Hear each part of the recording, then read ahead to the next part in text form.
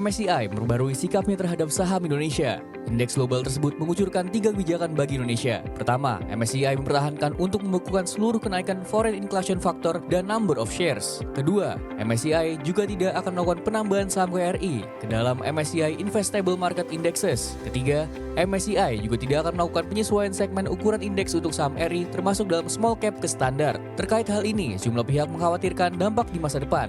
Sejauh mana perubahan tersebut mempengaruhi kekuatan rantai bursa Indonesia? Simak ulasannya dalam Detik Sore. Menuju Jawa Timur, Detik Sore akan mengulas kabar terbaru soal ramai-ramai dua pihak yang memperebutkan hak atas rumah kontrakan di Surabaya. Permasalahan ini bahkan sudah dimediasi hingga tingkat wali kota. Seperti apa hasil mediasi atas peristiwa yang ramai dibahas di kawasan Surabaya ini? Simak ulasannya dalam Detik Sore. Kembali membahas soal fenomena di dunia saham, Detik Sore akan melihat lebih dekat bagaimana investor secara umum melihat volatilitas saham Indonesia yang berkepanjangan. Tantangan terbesar terkini adalah sikap MSCI untuk memperpanjang pembekuan saham Indonesia. Sejauh mana hal ini dapat mengaruhi keputusan investor untuk tetap membursa di IHSG? Simak ulasannya dalam Sunset Talk.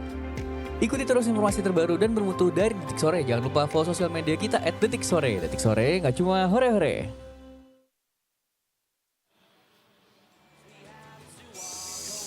See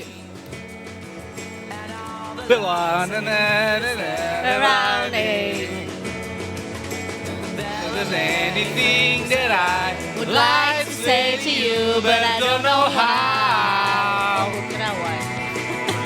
No one. He said, baby,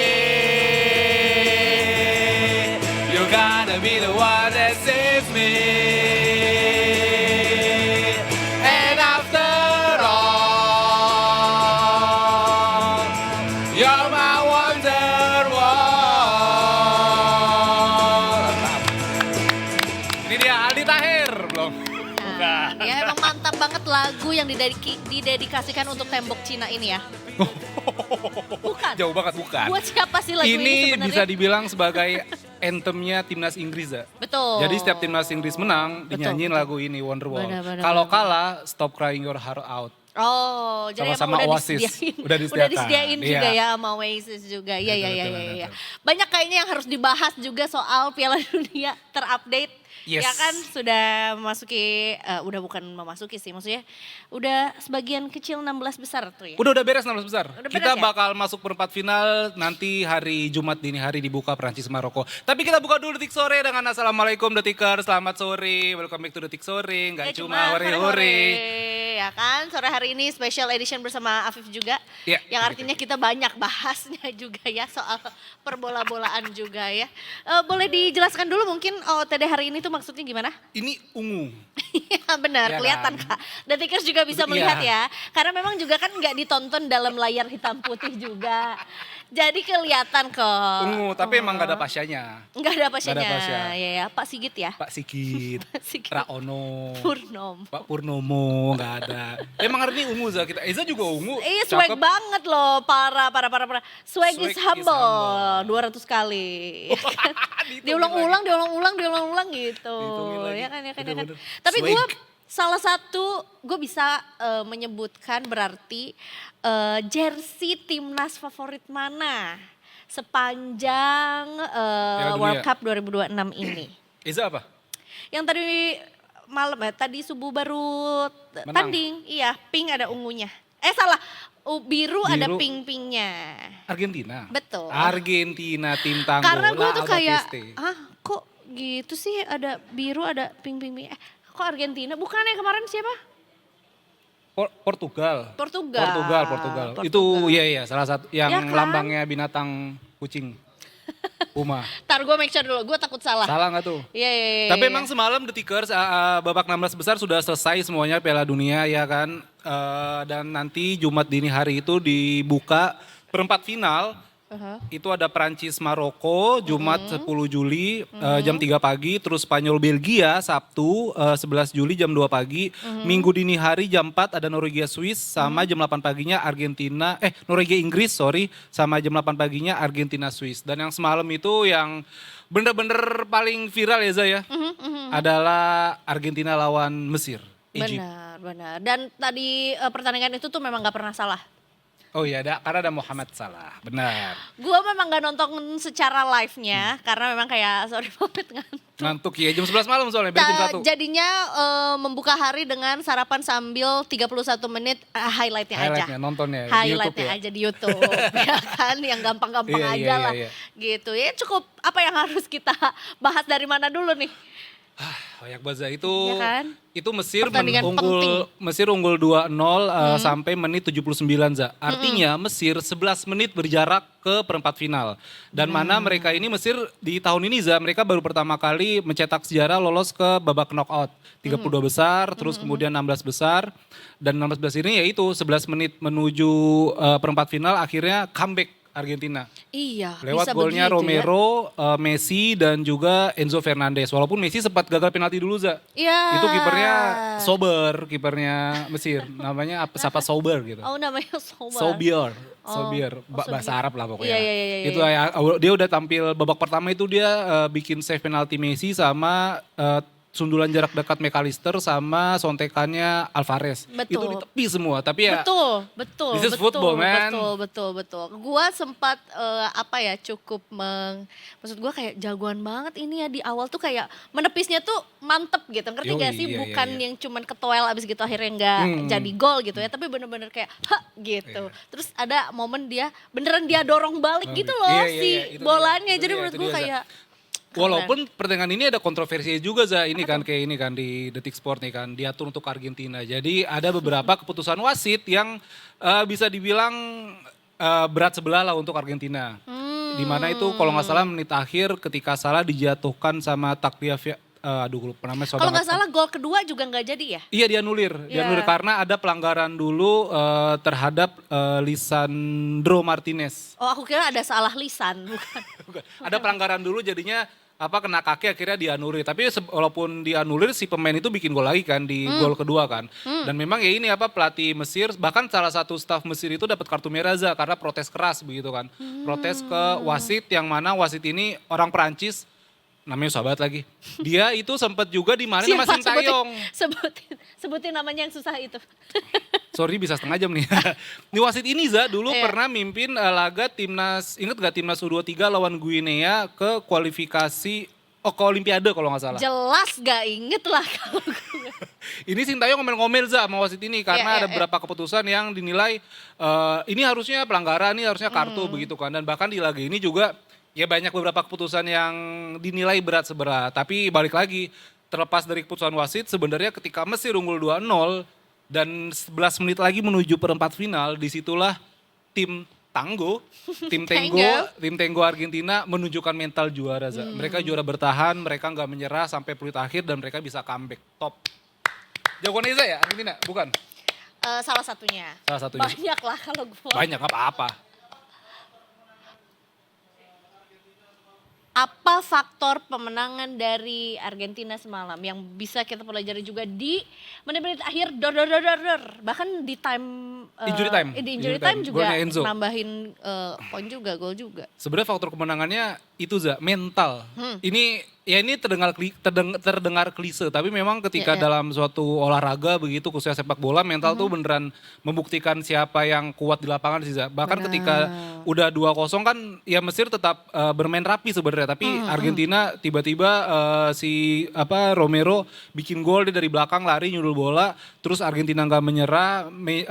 Gol kedua Messi itu dari situasi chaos di depan gawang, Messi nyambut bola liar kena tiang masuk ke dalam gawang dan terakhir serangan balik yang cepat yang akhirnya Enzo bisa bikin gol pakai kepalanya. Betul, gua kalau boleh memilih favorite goal tuh adalah Enzo di gol Injury time, terakhir iya, ya kan. injury time. Karena itu benar-benar kayak bisa ya pakai kepala begitu ya. Padahal dia juga nggak tinggi-tinggi banget kan. Wah nggak, kalau dibandingin sama gue tetap tinggi. Gue nggak bisa compare kayak sebenarnya nggak tinggi-tinggi banget, dia tetap pemain bola ya. Dia main bola, tapi gitu kalaupun ya. rata-rata main bola aja nggak terlalu tinggi. Oh gitu. seberapa tingginya? Maksudnya kayak 170-an. Kayak 170-an deh. Kayak 170-an. Bukan enggak. yang setinggi Dia kan Haaland dikawal gitu. sama bek yang nomor 2 yang bikin gol itu lebih tinggi, tapi ternyata Enzo bisa dapat bola. Iya. Terus Eza tadi mau cerita siapa ada yang nangis? Ada yang Ronaldo. Bener, gua juga cukup apa ya? Boleh ini dulu nggak? Apa Gua tuh? klarifikasi dulu. Ternyata bukan Spanyol ataupun Jersey. juga Ah, jersinya itu yang lu bilang adalah Belgia, guys. Oh, Belgia. Kemarin Iya, yang iya. tanding sama Amerika, Amerika. ya kan, Bagus, 4-1, 4-1. ya kan. Nah, jersinya menurut gua kayak gua mau sih menambahkan koleksi jersinya Tim bagus kok, iya. Belgia ini kepada kalau gue bisa punya. Ini yang gimana si sih Street caranya? Ya. Yang Street 3 itu kan, apparelnya kan. Bener. Tunggu ya guys. Kalau lo lihat jersinya Chile yang away juga kayak lo suka deh. Tapi Coba, Chile nggak coba, lolos. Iya, cuma sama motifnya bunga. Sama ini. Nah, mana? ini nih. Bunga-bunga. Nah, ini nih.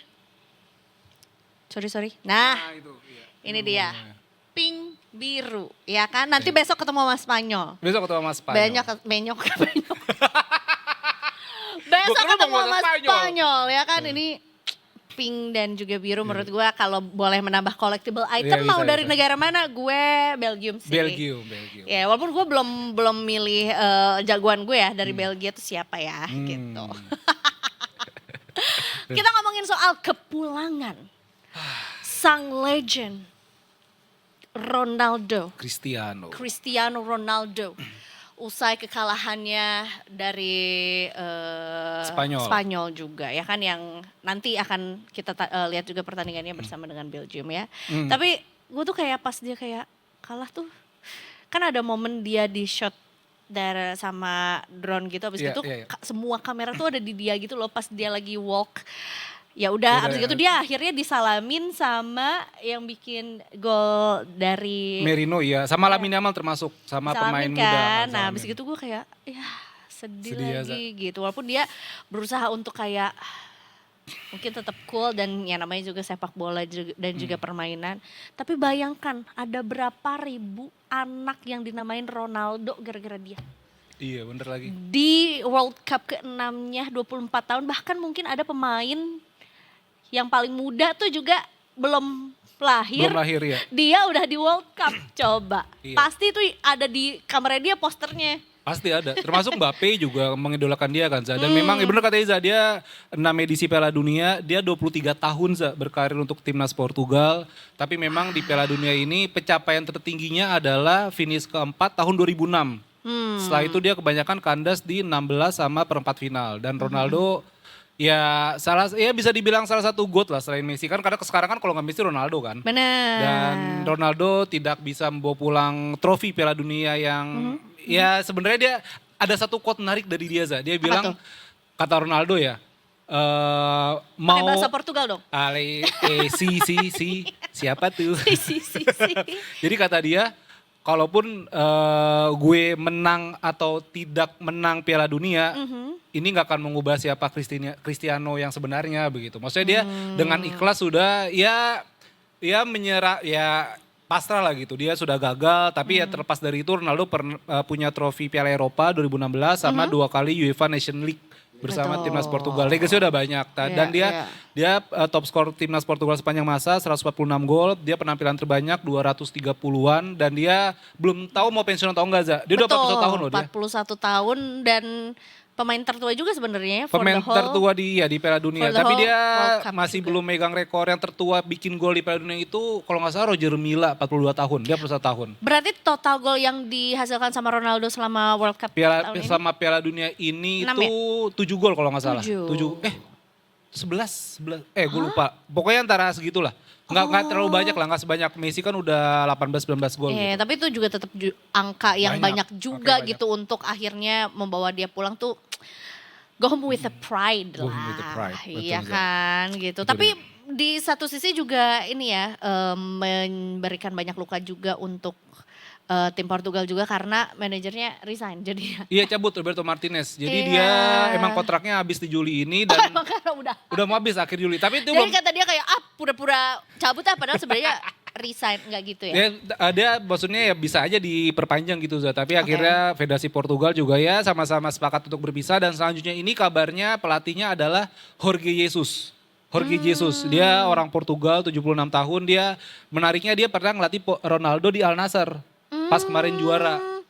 Iya, jadi juga Patut dinanti nggak lah. kalah besar juga lah ya namanya juga gitu ya melatih Portugal juga Portugal ya. juga. Tapi Dan ya nggak apa-apa, good game untuk Portugal juga kemarin cukup cukup deg-degan. dramatis juga. Orang golnya gitu. menit 90+1 juga, Za. Di injury time juga. Sedih Karena juga sih. ini ya hampir saja ada kita lihat adu penalti gitu. Tapi Iya, tapi enggak. jadinya. Tuhan berkata ditentukan. lain. Tuhan berkata lain juga. Dan di 16 besar Piala Dunia juga ada Tigers, ini beberapa hasilnya itu Maroko yang, ini di 16 besar semua tuan rumah tumbang, Za. Iya. Kanada kalah 0-3 sama Maroko, Amerika dibantai Belgia 1-4, sama Meksiko kalah dari Inggris 3-2. Dan yang menariknya lagi, Za, nanti di perempat final, laga-laganya itu adalah tim yang pernah juara ngelawan tim yang belum pernah juara. Oh iya. Prancis pernah juara Iya, 2018, betul. terus 98 ya kan. 2022 Argentina. salah. 2018 Prancis juara lawan Maroko belum pernah juara. Iya. Spanyol kampiun terakhir 2010 lawan Belgia yang belum pernah juara. Inggris pernah juara 1966 ngelawan Norwegia yang belum pernah juara. Argentina juara bertahan ngelawan Swiss yang belum pernah juara. Oke, Jadi banyak ini kejutan sebenarnya sih ntar nanti. di satu sisi untuk yang sudah pernah holding the World Cup-nya ya kan, itu jadi penentuan juga kayak apakah ini kualitinya tetap bisa pertahankan lah ya gitu di tahun 2026 ini, atau juga ajang pembuktian kayak Nah, sebenarnya itu. Norway yang juga bukan siapa-siapa gitu. Iya. Sekarang kayaknya matanya tertuju pada mereka. Pada Norway, Padahal- negara yang pajaknya tinggi. Tapi katanya juga salah satu negara yang paling bahagia juga. Itu karena pajaknya tinggi, pajaknya kembali ke masyarakat, Za. Bener. Mereka percaya sama pemerintahnya. Bener. Norwegia itu negara 5 besar negara yang korupsinya terkecil di dunia. Termasuk juga ini ya, semuanya gratis di sana. Iya, pendidikan segala macam. gratis, kesehatan gratis, gratis. ambulans juga, panggil ambulans di sana gratis. Asuransi gratis. Di sana juga makan siang untuk anak-anak sekolahnya juga gratis. Wow, kita buat detik Norway apa? Detik sore Norway. Forgetting that. Itu Detikers pokoknya selengkapnya untuk Piala Dunia bisa baca di Detik Sport. Nanti Yes. juga ada live reaction. Ih, seru Seru-seru banget. Tar kita bahas ini dulu. Apa berarti pertandingan terdekat yang Terdekat juga Jumat dini hari. gak boleh dilewatkan. Kalau gue, sorry banget, gue picky ya, karena kan sebagai anak ngantukan ya kan, Iya. jadi gue harus cukup selektif nih Ah. pertandingan mana aja yang memang gue kepo banget untuk tonton, atau enggak kayak nanti aja deh gitu, siapapun yang menang di sini nanti gue tontonnya nanti aja gitu. Iya. Mungkin kalau udah perempat final, semifinal, mungkin gue udah gak apa-apa deh menonton begadang-begadang dikit gitu. Begadangnya jam 2 pagi loh, Za. Itu dia. Ini karena di perempat final aja nih laga-laganya jam 3, jam 2, jam 4, jam 8. Nanti semifinal itu udah jam 2 pagi semua sama Tapi jam final. 8 sambil nge-gym enak Wih, sih. bisa. Argentina Swiss lagi. Argentina Swiss ya, hari Iya. apa tuh? Hari Minggu. Minggu besok. Jadi hari ini jadwalnya libur nih. bangun siang. Ada mulu alasannya ya. Alasannya iya. Sorry. Jadi pokoknya nih sekarang Piala Dunia libur dulu Tikers. Rabu ini nggak ada, terus Kamis nggak ada. Masuknya Jumat sih, Jumat ini hari jam 3 Prancis Maroko. Betul, Prancis Maroko jam 3 pagi. Dan Sabtu itu Sabtunya itu adalah jam 2 paginya Spanyol dan Belgia. Belgium. Nanti kita lihat si jersey favorit gue itu ya kan. Menarik. Kata kamu gimana nih? Siapa yang akan ketemu nih? Kayak Prancis. ini pokoknya nanti pemenang Prancis Maroko Spanyol ketemu deh. pemenang Spanyol Belgia, pemenang Prancis Inggris Spanyol Norway. deh kata gue. Prancis apa? Spanyol. Prancis Spanyol. Boleh, tapi Maroko juga kuat sih. Iya sih. Mbappe kita lihat dulu. Ada Mbappe Iya. benar. Tapi gue tetap jagoin Inggris sih. Za. Inggris kan masih di Masih bracket kanan ya berarti ntar ya. Inggris misalnya kalau menang ketemu pemenang Argentina lawan Swiss. Ya semifinal udah seru banget sih ini. Waduh, Inggris sama Norway ya. Iya, Norway juga Haaland bagus banget, Menarik. Odegaard juga bagus, hampir semua pemainnya bagus. Apakah sekarang Norway it's their time to shine? Ini lagi geter-geter dikit nih pasti ketemu sama Inggris. Ketepang yang gue Viking itu loh yang Iya. dayung ya kan. Karena Haaland sempat bilang dia kayaknya nih Norway tanpa beban banget sih mainnya.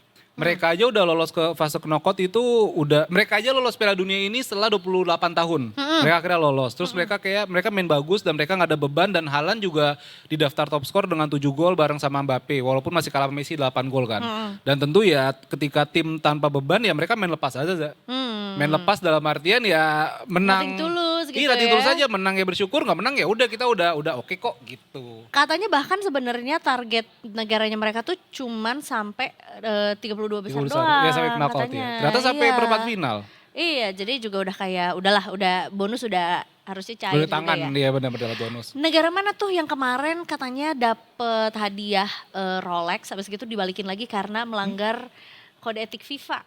Masa gue nggak tahu? Iya, ada satu negara yang dia tuh dikasih apa ya, dikasih kayak ya reward lah ya, tapi juga bukan US Oh ya. US Gun, seriusan?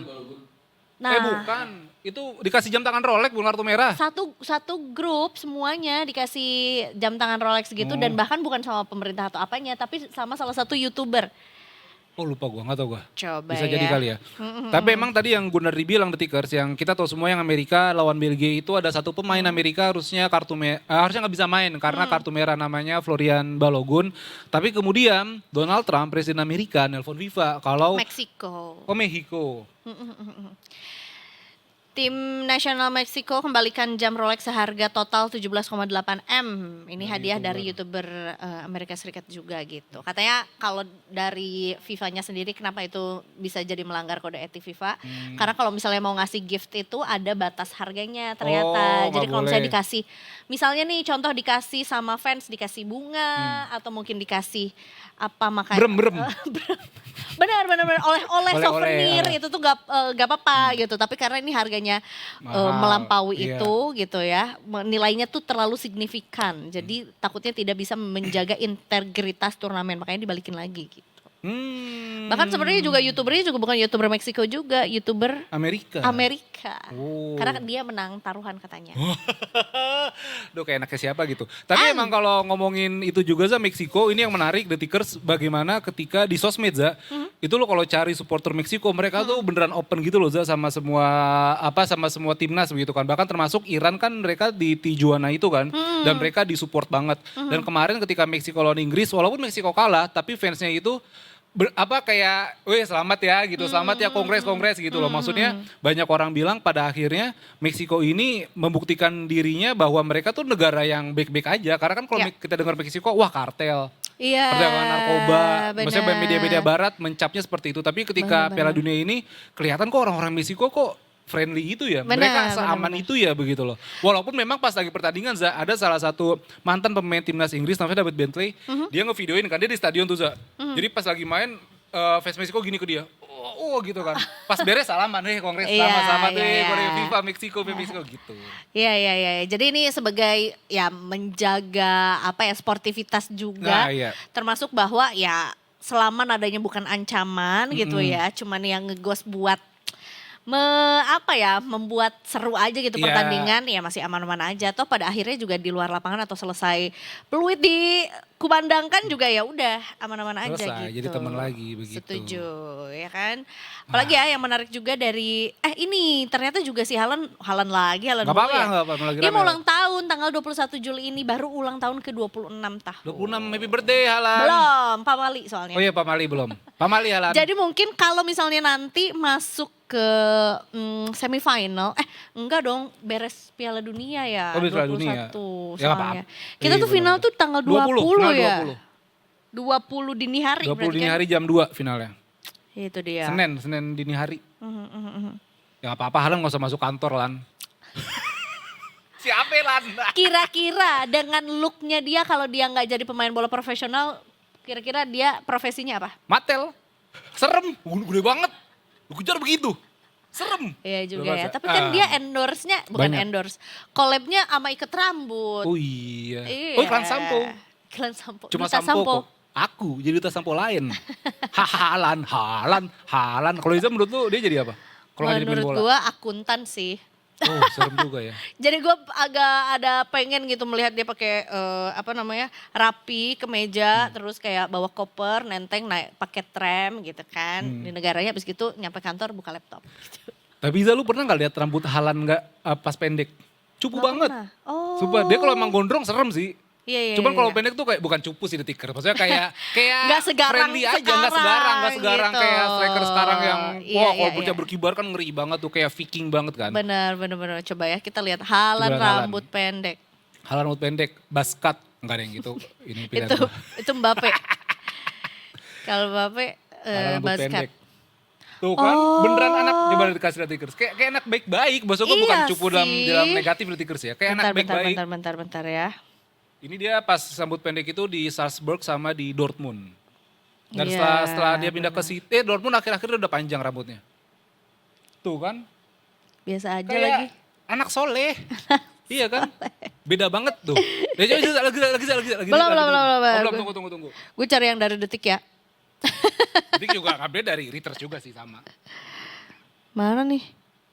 Oh, tapi udah panjang semua Udah ya. beda panjang. Iya. Yang tadi. Coba. Nah, Nah ini coba nih. tunggu. Tuh. Hmm. Nah, kayak gini Haran kalau rambut pendek. Hmm. Anak baik kan? Kayak cintaku dicapa dia, nggak ada serem-seremnya. Sumpah. Iya. Apa klimis begitu, maksudnya nggak garang lah. Oke. Tapi khusus untuk Haaland ada satu kredit untuk mantan manajer MU Ole Gunnar Solskjaer. Ole Gunnar Solskjaer dulu dia melatih Malmo, tim Norwegia dia dari Norwegia juga. Di Malmo ini dia ketemu Haaland kecil. Nah ketika itu Solskjaer ngelihat Haaland ini punya potensi tapi finishingnya tuh kurang bagus, khususnya sundulan. Jadi ketika mereka latihan, saat habis beres latihan ada latihan ekstra 1 jam, Haaland khusus buat nyundul. Oh iya. Khusus buat nyundul dan akhirnya itulah yang bikin Haaland lebih tajam sekarang. Iya. Keren lah emang. Emang Wow. ya banyak, ya itulah kehidupan. Pendekatan untuk bisa bikin apa ya, memoles lagi gitu Betul. pemain-pemain yang Iya. akhirnya bersinar juga gitu sekarang gitu ya. Tapi dia main di klub apa Kak? City, Manchester City. Oh. Dia sempat nyaris mau dibeli MU tapi nggak dibeli, akhirnya ke City. Karena bapaknya juga Alfie Haaland itu mantan pemain City juga. Oh, oke. Nah Jadi setelah emang- ini kabarnya Real Madrid mau ngincer.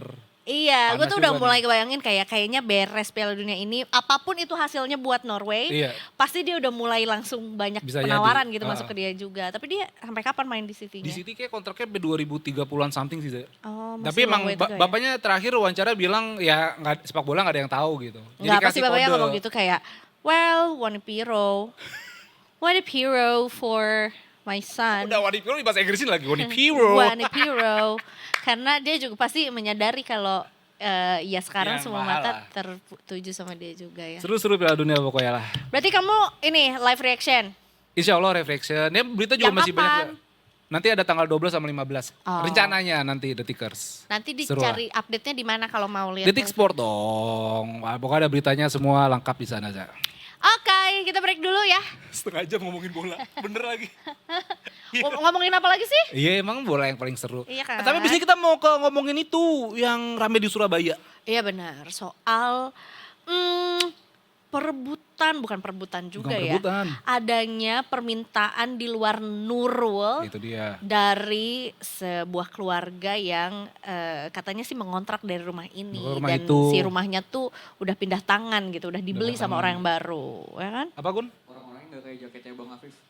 Kenapa emangnya? Orang-orangnya Hamba. swag. Ya, Gue gak kecolok Za. Sebenernya kesini loh Za. Gue yang kayak kan Final ada Destination. kacamata. Oh iya. Kalau Final Destination gelonggong kayu Kak dari truk. Jangan dibandingin sama jari gue. Bukan saya ngeri, bukan dari Gimana Za. Ngeri sih? gitu. Ya. Kayak, wah, ngeri. Gak apple to apple ya bre. Ini kerja kemana-mana pokoknya. Nanti kita balik lagi di Detik Sore. Gak cuma Rere.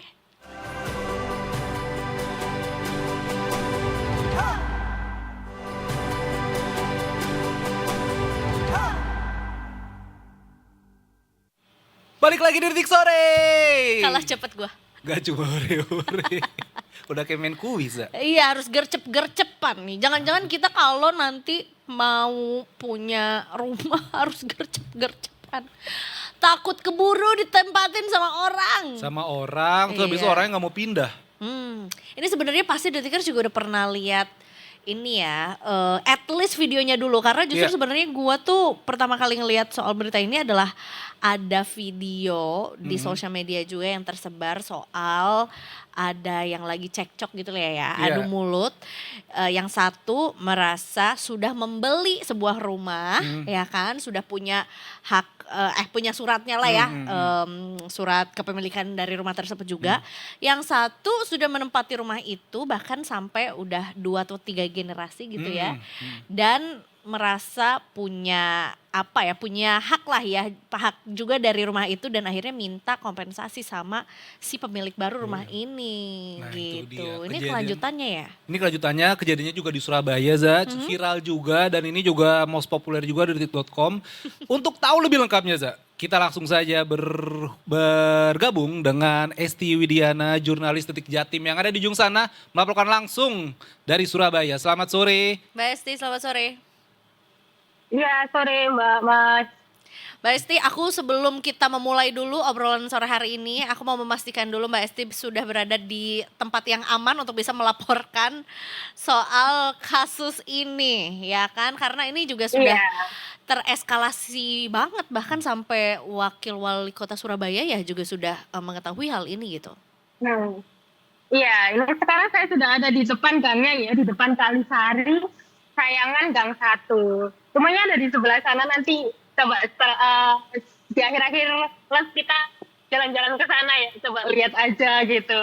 Boleh. Berarti memang posisinya ini tuh di kota Surabaya gitu ya, masuk gang juga dan cukup maksudnya ya perkotaan lah gitu ya. Strategis lah gitu. Masih di pusat kota lah gitu. Masih berada di pusat kota juga. Mbak, sebenarnya kan yang kita lihat juga Kak Esti di sosial media itu adalah video cekcok awal mulanya ya lah ya. Dari pemilik rumah yang baru yang merasa juga sudah memiliki surat kepemilikan dari rumah, beradu argumen dengan yang sudah menempati rumah tersebut selama beberapa generasi gitu. Nah, sebetulnya duduk perkaranya tuh yang bisa diceritakan sama kita tuh kayak gimana Kak Esti? Iya, jadi begini Mbak.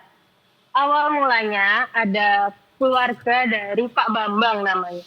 Itu sudah melakukan mediasi di kelurahan 2 kali, terus intinya ingin mendapatkan hak tanah yang sudah dibeli oleh ayahnya pada tahun 2014 dan sudah bersertifikasi sah secara hukum tahun 2018. Namun masih belum ada kejelasan nih kayak gitu kan.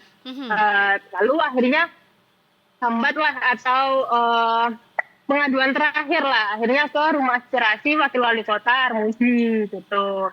Nah di sana keluarga Pak Bambang ini menjelaskan bahwa sudah sekitar 8 tahun keluarga ini sudah berusaha untuk mengambil alih tanah rumah yang sudah dibeli yang sudah sah secara hukum kayak gitu, tapi masih belum ada titik temu nih kayak gitu dan si pengontrak ini belum mau meninggalkan meninggalkan rumah tersebut kayak gitu. Bahkan si keluarga pemilik tanah yaitu Pak Bambang ini mengaku bahwa selama 8 tahun itu si pengontrak ini tidak membayar sewa kayak gitu. Akhirnya keluarga Pak Bambang anaknya dan Pak Armuji itu datanglah ke lokasi itu pada hari Rabu 24 Juni. Lalu di sini bertemulah dengan ada 2 kakak pengontrak kayak gitu. Ada 2 keluarga di sini. Terus habis itu mereka cekcok kayak gitu karena saling klaim kayak gitu. Karena yang keluarga Pak Bambang ini mengatakan bahwa sebelum mereka mau pindah, jadi mereka itu si pengontrak meminta uang kayak uang ganti rugi kayak gitu, kompensasi senilai 60 juta. Nah, tapi dari si pengontrak ini bilangnya enggak kayak gitu lah. Si keluarga Pak Bambang ini sudah menjelaskan dan membawa sertifikat yang sah secara hukum kayak gitu bahwa ini adalah tanah mereka dan mereka mau si pengontrak ini pergi meninggalkan rumah karena selama ini juga tidak pernah membayar uang sewa dan selama itu juga sudah 2 kali mediasi pun nggak ada hasilnya kayak gitu. Terus mereka marah-marah lah menjelaskan bahwa dulunya pernah ada perjanjian bahwa yang pemilik asli dari tanah tersebut itu meminta si keluarga dari salah satu pengontrak ini untuk tetap tinggal saja gitu tanpa membayar uang sewa karena dulunya juga sudah dibayar oleh nenek salah satu pengontrak tapi neneknya sudah meninggal kayak gitu. Nah dengan alasan tersebut mereka juga merasa tidak perlu membayar uang sewa karena oleh pemilik aslinya itu sudah bilang bahwa nggak perlu bayar uang sewa kayak gitu. Dan neneknya salah satu si pengontrak. Mereka menunjukkan untuk bukti perjanjiannya. Nah, tapi bagaimanapun juga bukti perjanjian itu tetap kalah dengan sertifikat rumah yang sudah sah secara hukum milik keluarga Pak Bambang. Kayak gitu. Akhirnya untuk solusinya keluarga Pak Bambang ini menawarkan kompensasi. Dan ditengahi sama Pak Armuji. Ditawarkanlah kompensasi awalnya 1 juta. 1 juta mereka harus keluar dari rumah. Tapi malah marah-marah kayak gitu. Tetap nggak mau. Akhirnya Armuji bilang ya sudah sesuai dengan ucapan dari keluarga Pak Bambang sebelumnya yang mampu memberikan kompensasi senilai 5 juta per kakak. Akhirnya diiyakan sama si anak Pak Bambang. Oke, saya berikan 5 juta per kakak. Tapi dengan waktu 1 minggu harus keluar dari rumah. Marahlah mereka. Uang 5 juta itu cukup buat ngekos, apa cukup buat ngontrak, apa cukup buat tanah, seperti itu. Akhirnya oke, diberikan waktu 1 bulan, kayak gitu. Diberikan waktu 1 bulan, akhirnya mereka bersedia dengan kompensasi 5 juta tersebut.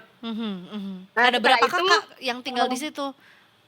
Kak Esti? Awalnya ada sekitar 4 atau 5 kakak. Nah, akhirnya sekarang tinggal 2 kakak. Baik. Yaitu bernama Bu Titi dan Pak Irwan kalau saya tidak salah. Nah, seperti itu akhirnya keesokan harinya pada tanggal 25 Juni, Pak Armuji juga meminta kepada keluarga Pak Bambang untuk membongkar bagian depan rumah, kayak gitu. Karena yang dihuni oleh 2 kakak itu ada di bagian belakang. Karena rumah itu sebenarnya awalnya tanah yang disewakan. Jadi sewanya itu per petak. Tapi sebenarnya itu satu tanah gitu. Baik. Itu. Nah, yang bagian depan itu sudah dibongkar karena nggak ada yang menempati juga. Dan si 2 kakak ini tuh berada di belakang dan mereka juga sudah bersedia dan bersiap dan mereka juga sudah mendapatkan calon-calon hunian baru kayak gitu. Baik. Esti, sebenarnya ukuran rumahnya itu berapa kali berapa meter sih? Dan juga bagaimana respon warga setempat gitu? Karena kalau kita lihat kan memang rumahnya saling dempet-dempetan begitu ya? Kalau rumahnya sendiri, kalau lebarnya itu berapa ya? Kayak 4 kali 5. 4 kali 5. Oh, ini yang di belakang nih ya, yang udah dihancurkan ini ya? Iya, tapi yang belakang itu tanahnya itu panjang tapi nggak lebar kayak gitu. Baik, Oke. jadi memang juga sudah dilakukan pembongkaran gitu ya di bagian depan rumah yang tidak ditinggali oleh gitu. 2 kakak tersebut juga gitu. Berarti Iya. awal mulanya kenapa bisa terekskalasi sampai ke wakil wali kota karena memang juga ada laporan gitu ya dari pihak pemilik rumah yang baru alias keluarga Pak Bambang juga mengenai hal ini. Sempat dengar kabar juga bahwa akhirnya wakil wali kota Surabaya juga sampai akhirnya turun tangan. Apakah betul sampai menuju ke lokasi rumah tersebut atau seperti apa, Mbak Esti? Iya, saat terakhir itu jadi setelah mediasi setelah lapor di rumah aspirasi tanggal 23 Juni 2026, si keluarga ini dan Pak Armuji datang langsung ke sini ke rumahnya di belakang situ. Itu tanggal 24 dari hari Rabunya. Jadi besokannya langsung datang ke sini bersama Pak Armuji juga. Jadi di mediasi ditengahi sama Pak Armuji juga gitu. Jadi ada keluarga pemilik, ada Pak Armuji dan juga Pak seperti itu. Oke, ini bahkan berita terbaru di Detik Jatim bahwa pihak pengontrak ini mereka kesulitan cari kontrakan karena sudah kadung viral ya? Iya, karena kan videonya yang di medsosnya Pak Armuji itu kan sudah terlanjur viral kan dan juga memperlihatkan kedua anak salah satu pengontrak ini marah-marah gitu kan dan ya memang terexpose ada marah-marah sampai mengeluarkan umpatan gitu kan ya. Akhirnya viral kayak gitu dan menuai banyak hujatan karena dinilai kok pengontrak lebih galak daripada pemilik rumah, pemilik tanahnya kayak gitu. Terus dinilai seharusnya pemilik tanah ini tidak memberikan kompensasi, kok kenapa pengontrak ini malah meminta kompensasi begitu. Akhirnya menuailah hujatan sampai akhirnya mereka juga sedikitnya juga terkenal kayak gitu kan. Akhirnya mereka juga sedikit kesulitan mencari tempat tinggal yang baru seperti itu. Ya iya sih karena ini viral sekali sebetulnya juga ya. Iya. Dan mungkin juga apa ya? Ini ya image yang ditimbulkan gitu setelah video tersebut juga akhirnya juga jadi siapa yang mau gitu mendapat pengontrak gitu ya dengan ya let's say juga ada histori yang kurang baik juga gitu. Lantas setelah akhirnya Wakil Wali Kota Surabaya juga datang hadir juga di sana dan akhirnya dijelaskan gitu ya duduk perkaranya seperti apa. Setelah memberikan akhirnya jadikan ya tetap diberikan kompensasi gitu sebagai apa ya sebutnya ya. Ya apa ya bukan jaminan sih. Iya sih. Ya tanda aja lah. Ya, tanda agar keluarga ini juga meninggalkan gitu. Gimana akhirnya kisah dari para pengontrak ini? Ya akhirnya mereka kemarin itu mereka akhirnya mendapatkan uang kompensasi itu ya.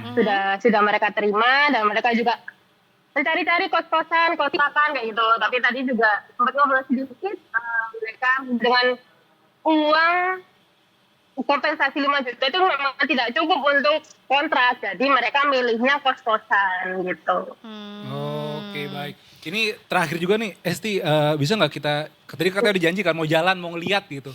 Boleh nggak sih? Oke, ya, Tapi pelan-pelan aja, boleh. nggak usah ini, ntar takutnya viral juga kita. Oh iya. Viral juga. Ya, ayo kita jalan-jalan. Oh, di masuk gang. Jadi ini melewati masuk gang. Oke, ini mobil cukup sih satu ya. Kayaknya enggak deh. Enggak, tapi enggak sih, enggak mepet banget. Iya. Mepet Ya kalau banget. nggak ada kendaraan motor sih harusnya cukup ya kalau mobil. Betul, ya maksudnya betul. banyak kendaraan Iya, motor dan lah. lain-lain juga yang terparkir Tapi gitu. kayak banyak kontrakan juga di situ. Betul, memang Iya, di ini sini ya bisa, memang kawasan padat penduduk gitu. iya, bisa dibilang padat penduduk Kita kenapa juga. bisik-bisik ya? Nggak apalah. Oh iya, ini rumahnya nih. Oh ini rumahnya. Nah, ini dia rumahnya. Ini bagian belakang ya, Esti ya? Bagian depan yang bagian udah depan ya ini ya? dihancurkan. Ini bagian depan dan yang dihancurkan ini sudah memang tidak dihuni, tidak ada penghuni yang dulu itu sudah pergi gitu kan. Yang kita yang belakang sana, dan di sana itu adalah memang tempat tinggalnya yang ditinggali oleh dua kakak kontrak gitu. Yang kemarin viral itu di sebelah sana berarti ya di ujungnya ya? Yang ini yang ini ya? dihancurkan ya? Yang dihancurkan yang viral itu posisinya di sebelah sana apa di depan Esti? Oh sebelah sana. Oh, kalau pengontraknya di sebelah sana. Ini memang nggak ada. Oh emang nggak ada. Oh emang Baik. panjang Iya, tanahnya yang ini ya? lantai 2. Iya, lantai 2 itu. Oke, jadi mungkin juga sama pemilik barunya memang mau dibangun lagi kah Dibangun gitu lagi, atau ya. mungkin dialihfungsikan juga sehingga Iya, memang juga rencananya untuk pengontrak. direnovasi. Oke. Esti kalau kata tetangga apa di sana? Maksudnya ini kan jadi viral nih lingkungannya juga. Apa banyak wartawan datang atau mungkin ya pada nggak senang begitu? Banyak. Jadinya kampungnya jadi rame ya. Banyak wartawan yang datang, terus banyak yang tanya-tanya gitu. Iya. Baik. Baiklah, terima kasih Terima banyak kasih banyak Esti. sudah Ya, sama-sama, melaporkan Mbak. juga langsung dari Surabaya yang ada saja ya. Tapi ya sekarang juga kan sudah terselesaikan gitu ya. Bisa dikatakan juga bahwa kedua belah pihak itu sudah berdamai lah ya. Untuk akhirnya bisa mendapatkan haknya masing-masing gitu ya. Oke deh kalau begitu Kak Esti terima kasih banyak sudah Terima kasih melaporkan. Terima kasih. Kita nantikan juga berita lainnya dari Detik Jatim. Selamat sore. Selamat sore. Dari sini gue belajar Za, kalau misalnya punya rumah itu kita harus bener-bener perhatiin semuanya Za. Sertifikat, ada SHM, ada balik nama, notarisnya, terus. Apakah kalau misalnya rumahnya bukan membangun baru ya, apakah Iya. rumah itu dihuni lagi ada yang sedang meninggali gitu ya? Iya, ada sudah yang- tinggal di situ. ada tinggal Belum di nanti situ. kalau sertifikatnya pecah. Maksudnya tadi kata itu kan satu sertifikat ada berapa kakak gitu kan. Dan itu kalau misalnya satu kakak nggak mau lepas itu tanahnya nggak bisa. Iya betul. Wah itu, ya bener sih. Land Before Time. Itu judul film. Hah? Tim KPR mana suaranya? Oh KPR, gue juga KPR sih. Karena sekarang seliknya juga dipercepat ya untuk keluar ya kan. Dari sebelumnya 1 bulan katanya sih 3 hari udah bisa. Itu juga ya. Oke Detikers, kamu mau cari rumah, kunjungi Detik Properti. Nah itu dia, ada di bawah sini ya. Oh bukan Deng. Hari Senin harga naik. Hari Senin harga naik. Itu kali ya yang bikin rumah harganya mahal-mahal karena tiap minggu naik mulu. Betul sih, karena kan iya sih. Walaupun tadi juga maksudnya rumahnya cuman panjang gitu ya. Itu ya bisa lah dapat 1-2 kamar gitu kan. Iya, betul, Bikin betul. kos-kosan lah, etis kos-kosan. Betul ya, makanya juga sebenarnya rumahnya juga tadi dibagi per petak juga ya Juga. untuk bisa berapa kakak gitu. Sebelah sini tinggal. gym, terus pilates. Bisa Wow. juga kan buat ide bisnis. Boleh aja. Jadi masuk gangnya udah begini. Bener. Udah pilates duluan tuh ya langsung Iya saking. kena lagi. Oke deh, kita break dulu Detikers, abis ini kita balik lagi. Ada itu review, jangan kemana-mana, terlebih detik sore. Gak cuma hore-hore.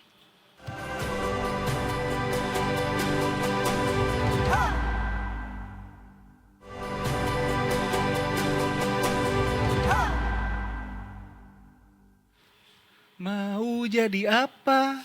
Saham Indonesia. Lah, masuk dong beat gue. Ditungguin dulu beatnya. Detikers di Eto Review kali ini kita topiknya adalah badai belum usai di lantai bursa Indonesia. Wow, iya say. Badai belum usai say. Badai belum usai, say.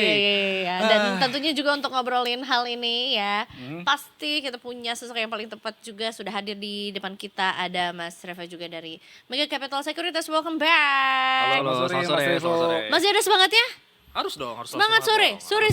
Wuha. Sore. Terima kasih kami ucapkan.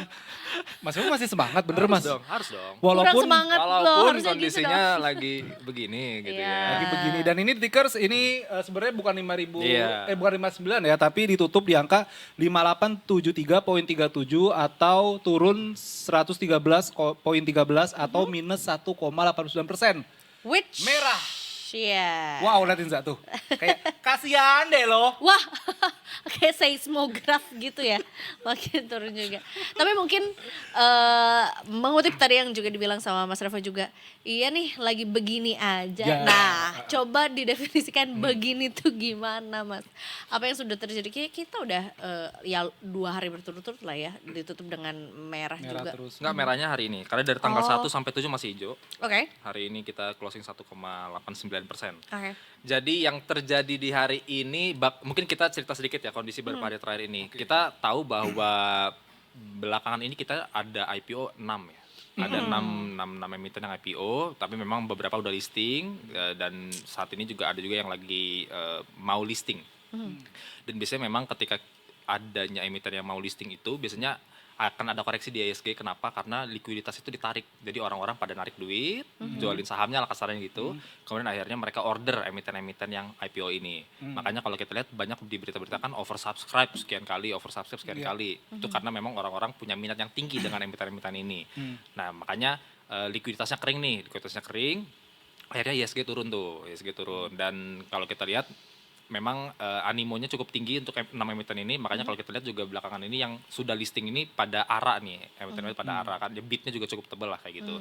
Tapi memang setelah sudah mulai beberapa yang listing, kemudian transaksi mulai agak naik lagi, meskipun sebenarnya masih kecil ya, 9-10 T itu tergolong kecil sih sebetulnya, karena biasanya tuh kita bisa 20 T gitu sehari, tapi belakangan ini kita single digit bahkan 9 T, 8 T, 10 T itu kecil Lesu Hmm. sekali, lah ya. lesu banget gitu ya.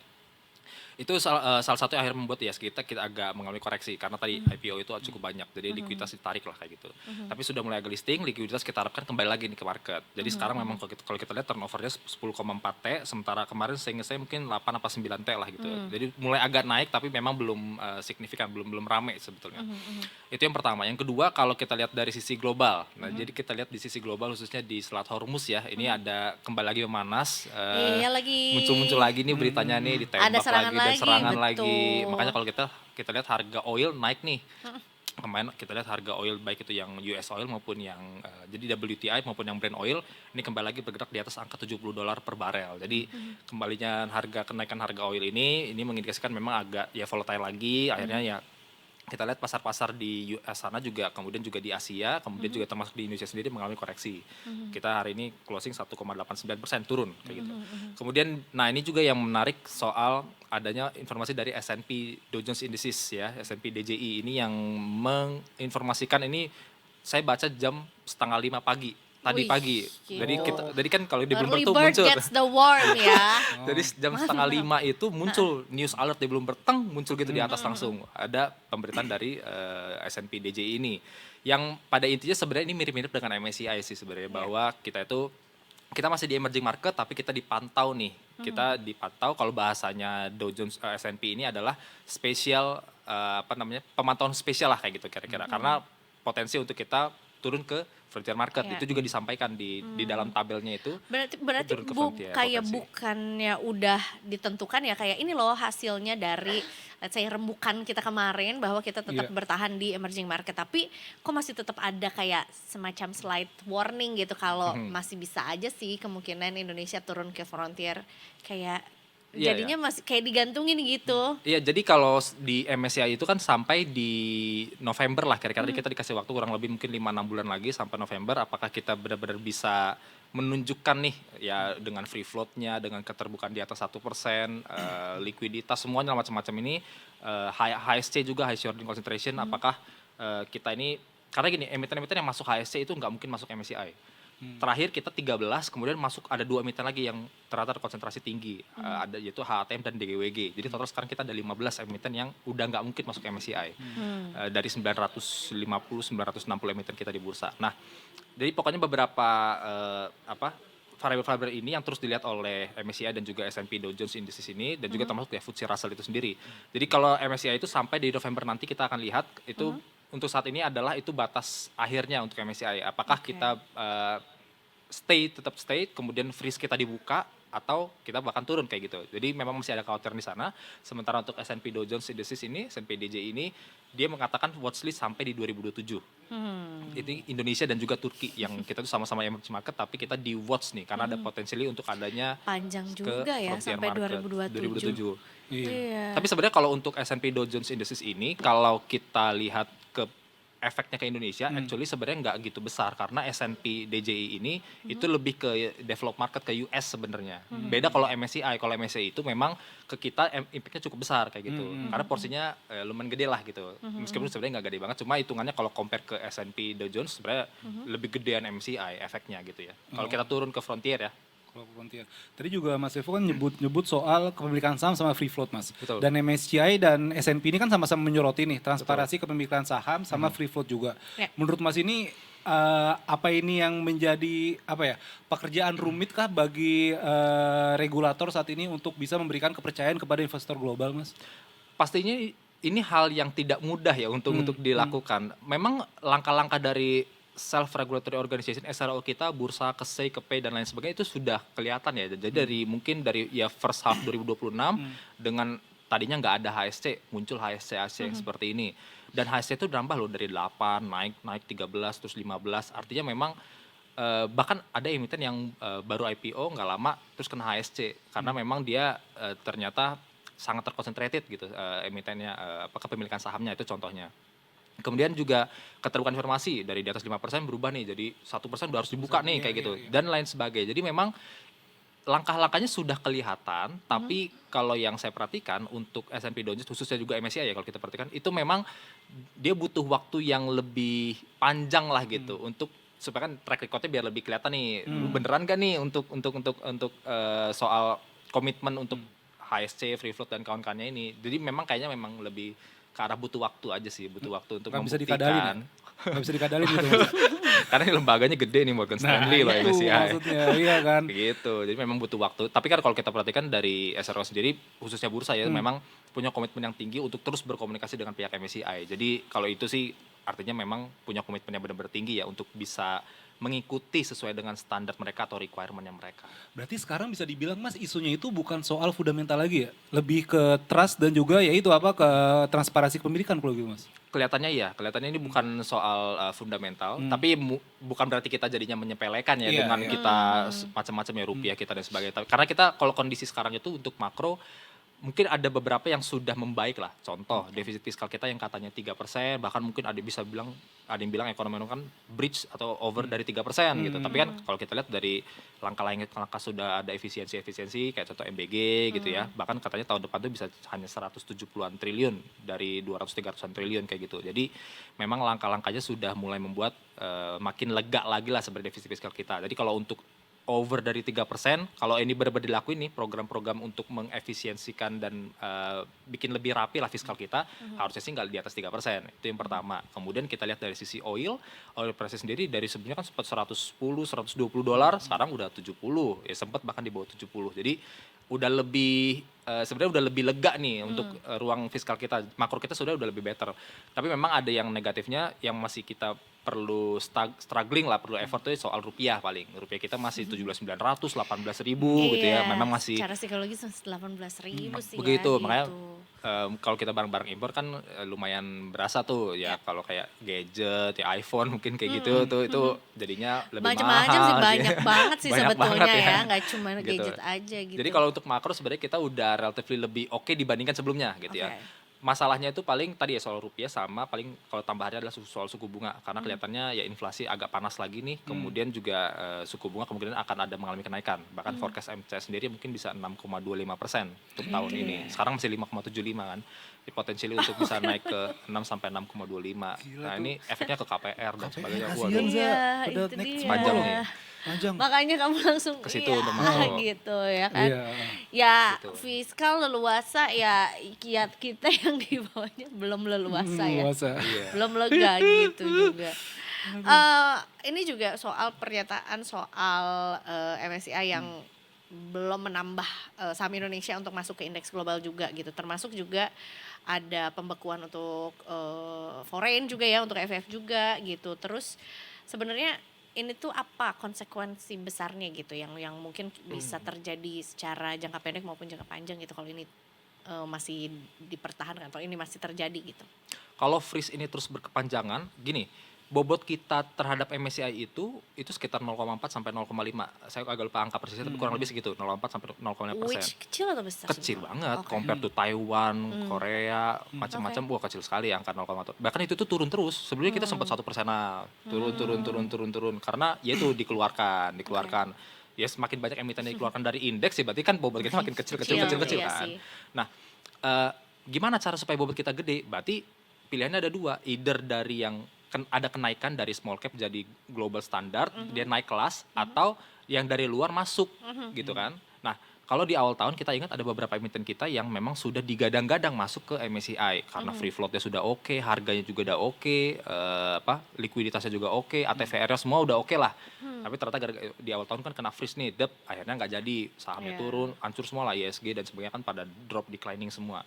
Nah, kalau ini berkepanjangan berarti bobot kita akan segitu-segitu aja, 0,4-0,5% aja. Artinya atau bahkan mengecil lagi juga gitu. bisa jadi juga kalau emang berkepanjangan, ada kemungkinan kita makin tidak dilirik oleh asing lah kayak gitu. Berarti kan inflow asing ke kita akan semakin kecil. Jangan lupa kita tuh net foreign flow dari asing di equity kita itu outflow hampir 90 triliun year to date.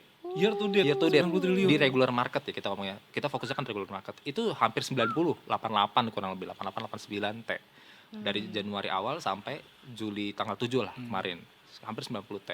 Dan ini terus terjadi. Jadi kayak sekalinya ada inflow tuh, aduh kecil banget. Sisanya outflow. Jadi memang outflow-nya gede banget, ini luar biasa.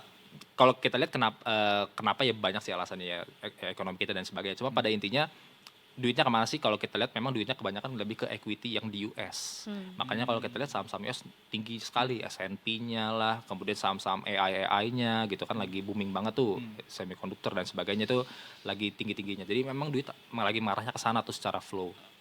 Jadi kalau kita di freeze terus ya asing ya susah masuk ke kita kayak gitu. Kayak Si gitu. regulator PR besarnya apa Mas? Untuk bisa Menahan iya gitu. apa arus keluar asing itu. Outflow-nya jangan Outflow-nya banyak-banyak dulu gitu Ini kayak. susah sih lemes ngomongnya. Don't ya. leave me gitu, please stay. Sorry kok mau nyerah. Ini susah sih. Gini, equity kita outflow, tapi sebenarnya bonds itu inflow. Jadi equity sekitar lebih dari 4 billion USD outflow year to date. Itu sekitar 80-90 triliun rupiah lah. Tapi kalau bond sebenarnya ada inflow sekitar 300 juta USD. Tapi itu kan kecil sekali. Kalau kita net aja equity sama bondsnya berarti masih minus 3,9 lah kira-kira. Billion USD. Mungkin 70-80 triliun rupiah lah kira-kira. Jadi sebenarnya masih di net tuh masih minus. Jadi kalau ada yang bilang equity keluar terus masuknya ke bonds, kelihatannya masih belum karena netnya masih minus loh ini hitungannya kan. Nah, apa yang bisa dilakukan oleh government ini, SRO dan sebagainya, PR-nya luar biasa besar dan ini butuh kolaborasi antar pihaknya luar biasa, bukan hanya bursa doang atau government doang, enggak, ini udah ya government, Kementerian Keuangan, BI, makanya ada KSSK, mungkin pernah dengar ya, KSSK, industri juga dan lain sebagainya. Nah, mungkin untuk yang terdekat yang bisa dilakukan adalah terus berkomunikasi dengan pihak yang punya indeks providernya itu sendiri. Ya, dalam hal ini berarti MSCI dan juga S&P Dow Jones lah kayak gitu ya. Dan juga FTSE Russell. Tapi yang paling gede kan ya MSCI. Jadi terus komunikasi dengan pihak mereka, ini kayak terus dipepet lah, kayak PDKT-an cowok cewek lah, itu harus dipepet terus nih, jangan sampai lepas nih. Jadi terus komunikasi, terus berhubungan, terus minta review lah dari mereka, ini kita sebetulnya apa aja sih yang kurang gitu, apa aja yang kita harus comply gitu, apa yang kurang, requirement-nya apa aja, supaya kita bisa selesai nih dari freeze ini nih. Kita harapkan itu, karena ketika once freeze-nya udah selesai, ternyata November nih, kita udah dicabut, udah nggak di freeze lagi nih, udah boleh nih, kita mau naik kelas, terus emiten boleh masuk dan sebagainya, itu salah satu sign positif kita di sana, di November ini. Ya, kalau nggak diperpanjang lagi ya, kita nggak tahu tiba diperpanjang lagi ya, beda cerita ya. Injury time ya. Kalau injury time terus ya beda cerita ya.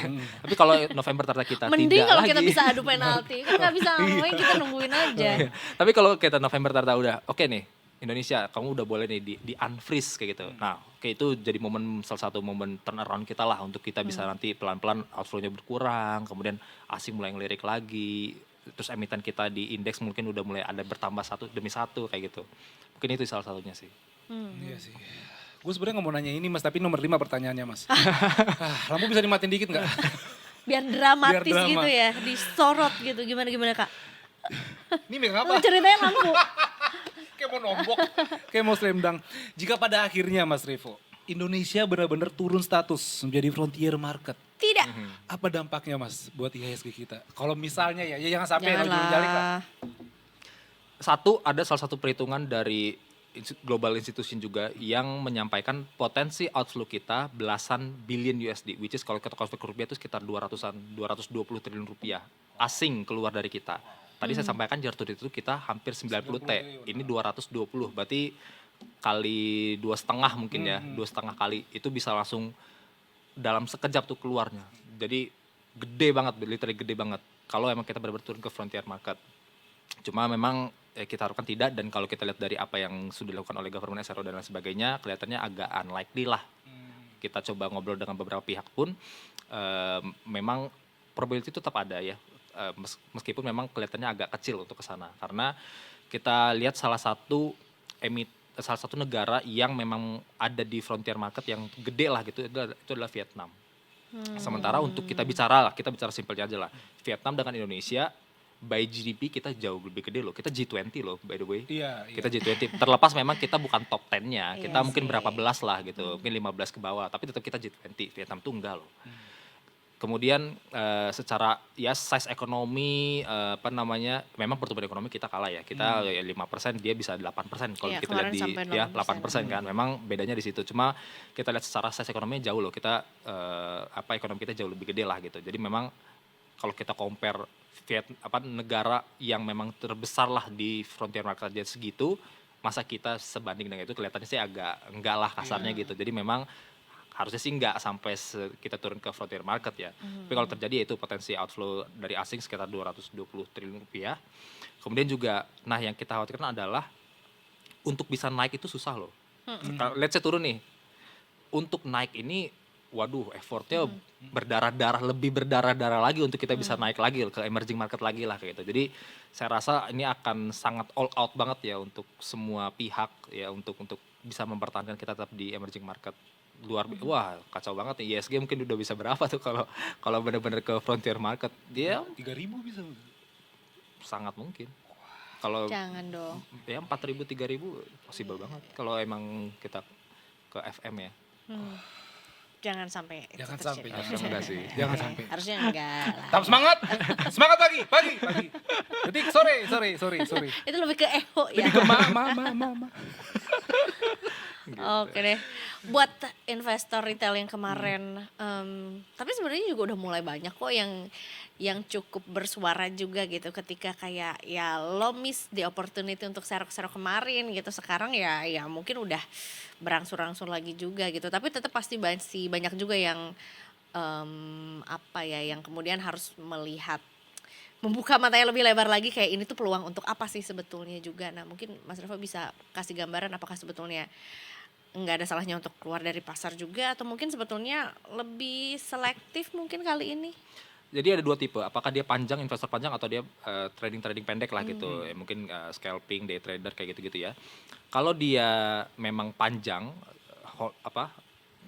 horizon untuk investasinya panjang, 3 tahun, 5 tahun bahkan lebih, itu kayak banks itu udah bisa dicermati. Karena tadi dividend yield-nya itu bisa 10% gitu. Bahkan untuk beberapa case ketika ISG kita 5.300, 5.400 itu bisa sampai 12% untuk beberapa banks gitu ya, khususnya yang Himbara itu bisa 11-12%. Jadi kita bisa cermati kalau dia memang panjang ya. Tapi kalau dia memang agak-agak pendek mungkin, dan juga mungkin dananya limited, kalau menurut saya bisa dicermati untuk ya tadi, ini kan lagi hype IPO ya, meskipun memang sudah close sih, tapi masih ada satu emiten yang masih offering date, nah itu mungkin bisa dicermati. Jadi intinya kita menghibur diri dulu dengan adanya IPO kayak gini, itu bisa dicermati juga ya untuk masuk. Ya meskipun mungkin dapatnya 1-2 lot kalau kita order di bawah 100 juta gitu ya. Itu bisa karena kebanyakan memang emitennya lagi pada arah-arah juga ya, kalau 1-2 lot bisa naik 200% ya, mungkin 100-200 ribu mungkin masih bisa dapat lah kira-kira gitu. Itu mungkin bisa menghibur kita sedikit lah kayak gitu. Ya gitu. buat maca atau mungkin penghibur yang imut itu. Setidaknya di Porto ada yang hijau lah. Iya. Itu dulu lah. Gak merah terus. Gue juga beberapa kali melihat orang yang posting di thread juga, kemarin ada yang baru bagi-bagi dividen kan, abis gitu Yes, dapat betul. 4.000. Ada Rp4.000. Rp4.000 Ya ada sih. Tapi kan iya, nggak usah, Lumayan. biarkan uang bekerja untuk kita. Jadi nggak usah bayar parkir kalau misalnya ke minimarket ya. Pakai dividen. Bisa juga keluar dari equity masuk ke reksadana pasar uang, contoh kayak gitu. Itu bisa net 5-6% bisa lah gitu, masih dapat lah gitu. Itu juga bisa dicermati tuh RDPO kayak gitu. Buat parkir dulu lah Mas ya. Markir dulu. Ini kondisinya masih tetap unstable. 5.800, 5.900 ISG kayak gini masih unstable banget sih. Iya. Gitu. Masih jadi RDPO dulu bisa dicermati. Nanti kalau udah agak tenang kan sebenarnya paling kita bisa likuidasi mungkin 2-5 atau 7 hari kerja juga udah bisa tuh dari RDPO. Keluar masuk lagi ke equity kan bisa gitu. Jadi Aman. bisa dipertimbangkan Bisa gitu juga. Iya. Baik. Terima kasih banyak Mas Revo. Mantap. Sama-sama sih. Oh itu gua akan nutup dengan satu kalimat. Yel. Enggak, satu kalimat. IHSG diserok malu, nggak diserok rindu. Aduh. Keren. Piu, piu, piu. Mantap. Hidup RDPU. Reksadana. Gue juga lagi parkir. Bebas ya, tapi lagi-lagi juga ini bukan merupakan rekomendasi juga ya. Betul. Ini cuman insight aja buat detikers juga. Siapa tahu mungkin ya bisa menjadi apa ya, ya gambaran aja gitu ya, atau mungkin meyakinkan juga langkah-langkah apa itu ditentukan sama detikers sendiri juga ya. Oke deh kalau gitu, thank you so much sekali lagi. Thank you Mas Revo. Mas Revo udah ngobrol bersama dengan kita. Habis ini kita masih akan ngomongin soal berinvestasi ria juga. Terutama buat detikers yang mungkin juga punya banyak pertanyaan ya. Seputar gimana investasi ini mungkinkah bisa kita pecah dulu gitu ya. Ke instrumen-instrumen lainnya, atau cari peluang di instrumen lain, atau mungkin sebenarnya ada yang perlu dicermati lagi nih soal berinvestasi di saham ya. Habis ini kita bahas juga, oke? Yang mana-mana tetap di Detik Sore. Gak cuma ore-ore. Lemes banget ke ISG.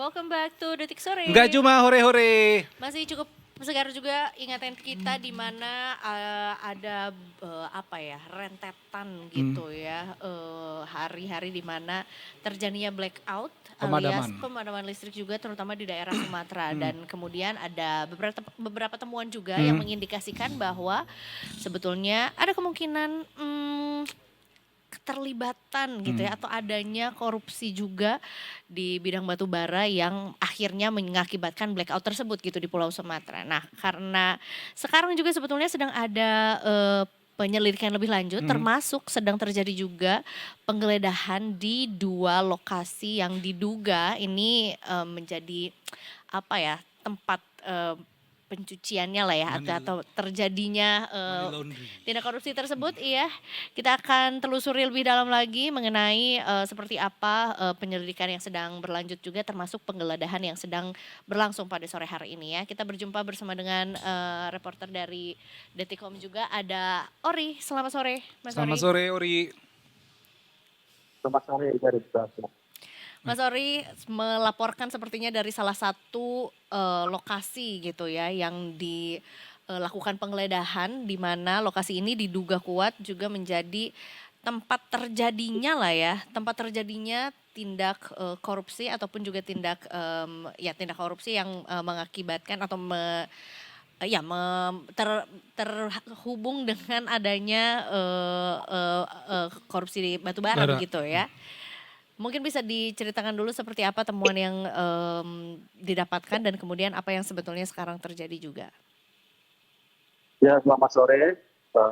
Saat ini saya melaporkan langsung dari kawasan Cipete, kafe salah satu kawasan Cipete. Memang sedang dilakukan penggeledahan oleh pihak kepolisian. Sorry, boleh didekatkan mungkin mikrofonnya biar bisa lebih jelas lagi. Terkait dengan memang adanya beberapa kasus yang memicu korupsi di batubara yang memicu blackout pada beberapa hari yang lalu. Jadi memang hingga saat ini dilakukan penggeledahan oleh pihak kepolisian yang memang gabungan dari Polda Metro Jaya dan juga dari Polri. Dan juga memang sampai saat sore ini ataupun pada saat ini pada pukul 16.47 memang terus dilakukan upaya-upaya untuk melakukan penggeledahan, dan memang petugas kepolisian juga berjaga di sekitar area dari The Clan Signature di kafe, salah satu kafe ada di Cipete ini. Sementara memang kegiatan ini dilaksanakan oleh tim gabungan dari Kortas Tipikor bersama dengan Polda Metro Jaya di dalam melakukan penyidikan dugaan kasus korupsi, meliputi suap, gratifikasi, dan pencucian terkait dengan korupsi batubara yang memicu blackout pada beberapa hari yang lalu. Baik. Selain di kafe ini juga memang penggeledahan dilakukan di sebuah money changer. Dalam waktu yang sama, penggeledahan dilakukan berkaitan dengan korupsi PLN, Asabri, dan Krakatau Steel. Demikian. Baik, berarti memang juga sekarang yang juga sedang dilakukan penggeledahan dalam waktu yang bersamaan ada pada 2 lokasi, begitu ya. Salah satu yang juga mungkin sekarang lagi diliput sama Ori itu adalah salah satu kafe juga yang ada di daerah Cipete, Jakarta Selatan juga. Sudah sejak berapa lama penggeledahan berlangsung dan seperti apa? Sepertinya cukup banyak juga ya personel yang diturunkan untuk melakukan penggeledahan sore hari ini. Ya, memang penggeledahan sendiri informasinya sudah berlangsung sejak siang hari tadi. Dan hingga saat ini juga masih berlangsung di area ini, dijaga ketat oleh pihak petugas kepolisian. Namun memang kami juga terbatas, tidak bisa mendekat ke area tersebut untuk bisa melihat apa saja yang dilakukan ataupun terjadi. Jadi kita hanya melihat dari depan kafe tersebut untuk bisa melaporkan sejauh ini penggeledahan terus dilakukan oleh pihak kepolisian dan juga penjagaan secara ketat dilakukan oleh juga pihak kepolisian. Baik, Ori, apakah pihak kepolisian sudah memberikan statement terkait penggeledahan ini, Ori, atau mungkin ya seperti tadi Ori bilang ini masih berlanjut dan mungkin bisa kelihatan ada 1 atau 2 orang yang diamankan begitu? Ya, memang tadi sempat ada melakukan wawancara dengan Kabitumas Polda Metro Jaya. Memang beliau mengatakan ada beberapa lokasi yang saat ini secara serempak dilakukan penggeledahan, termasuk di lokasi yang saat ini saya berdiri di depan Cafe The Clan dan juga Coin Money Changer. Terkait dengan penggeledahan tersebut, tadi Kombes Budi juga mengatakan kaitannya tentang dugaan korupsi blackout batubara PLN, Asabri, dan juga Krakatau Steel.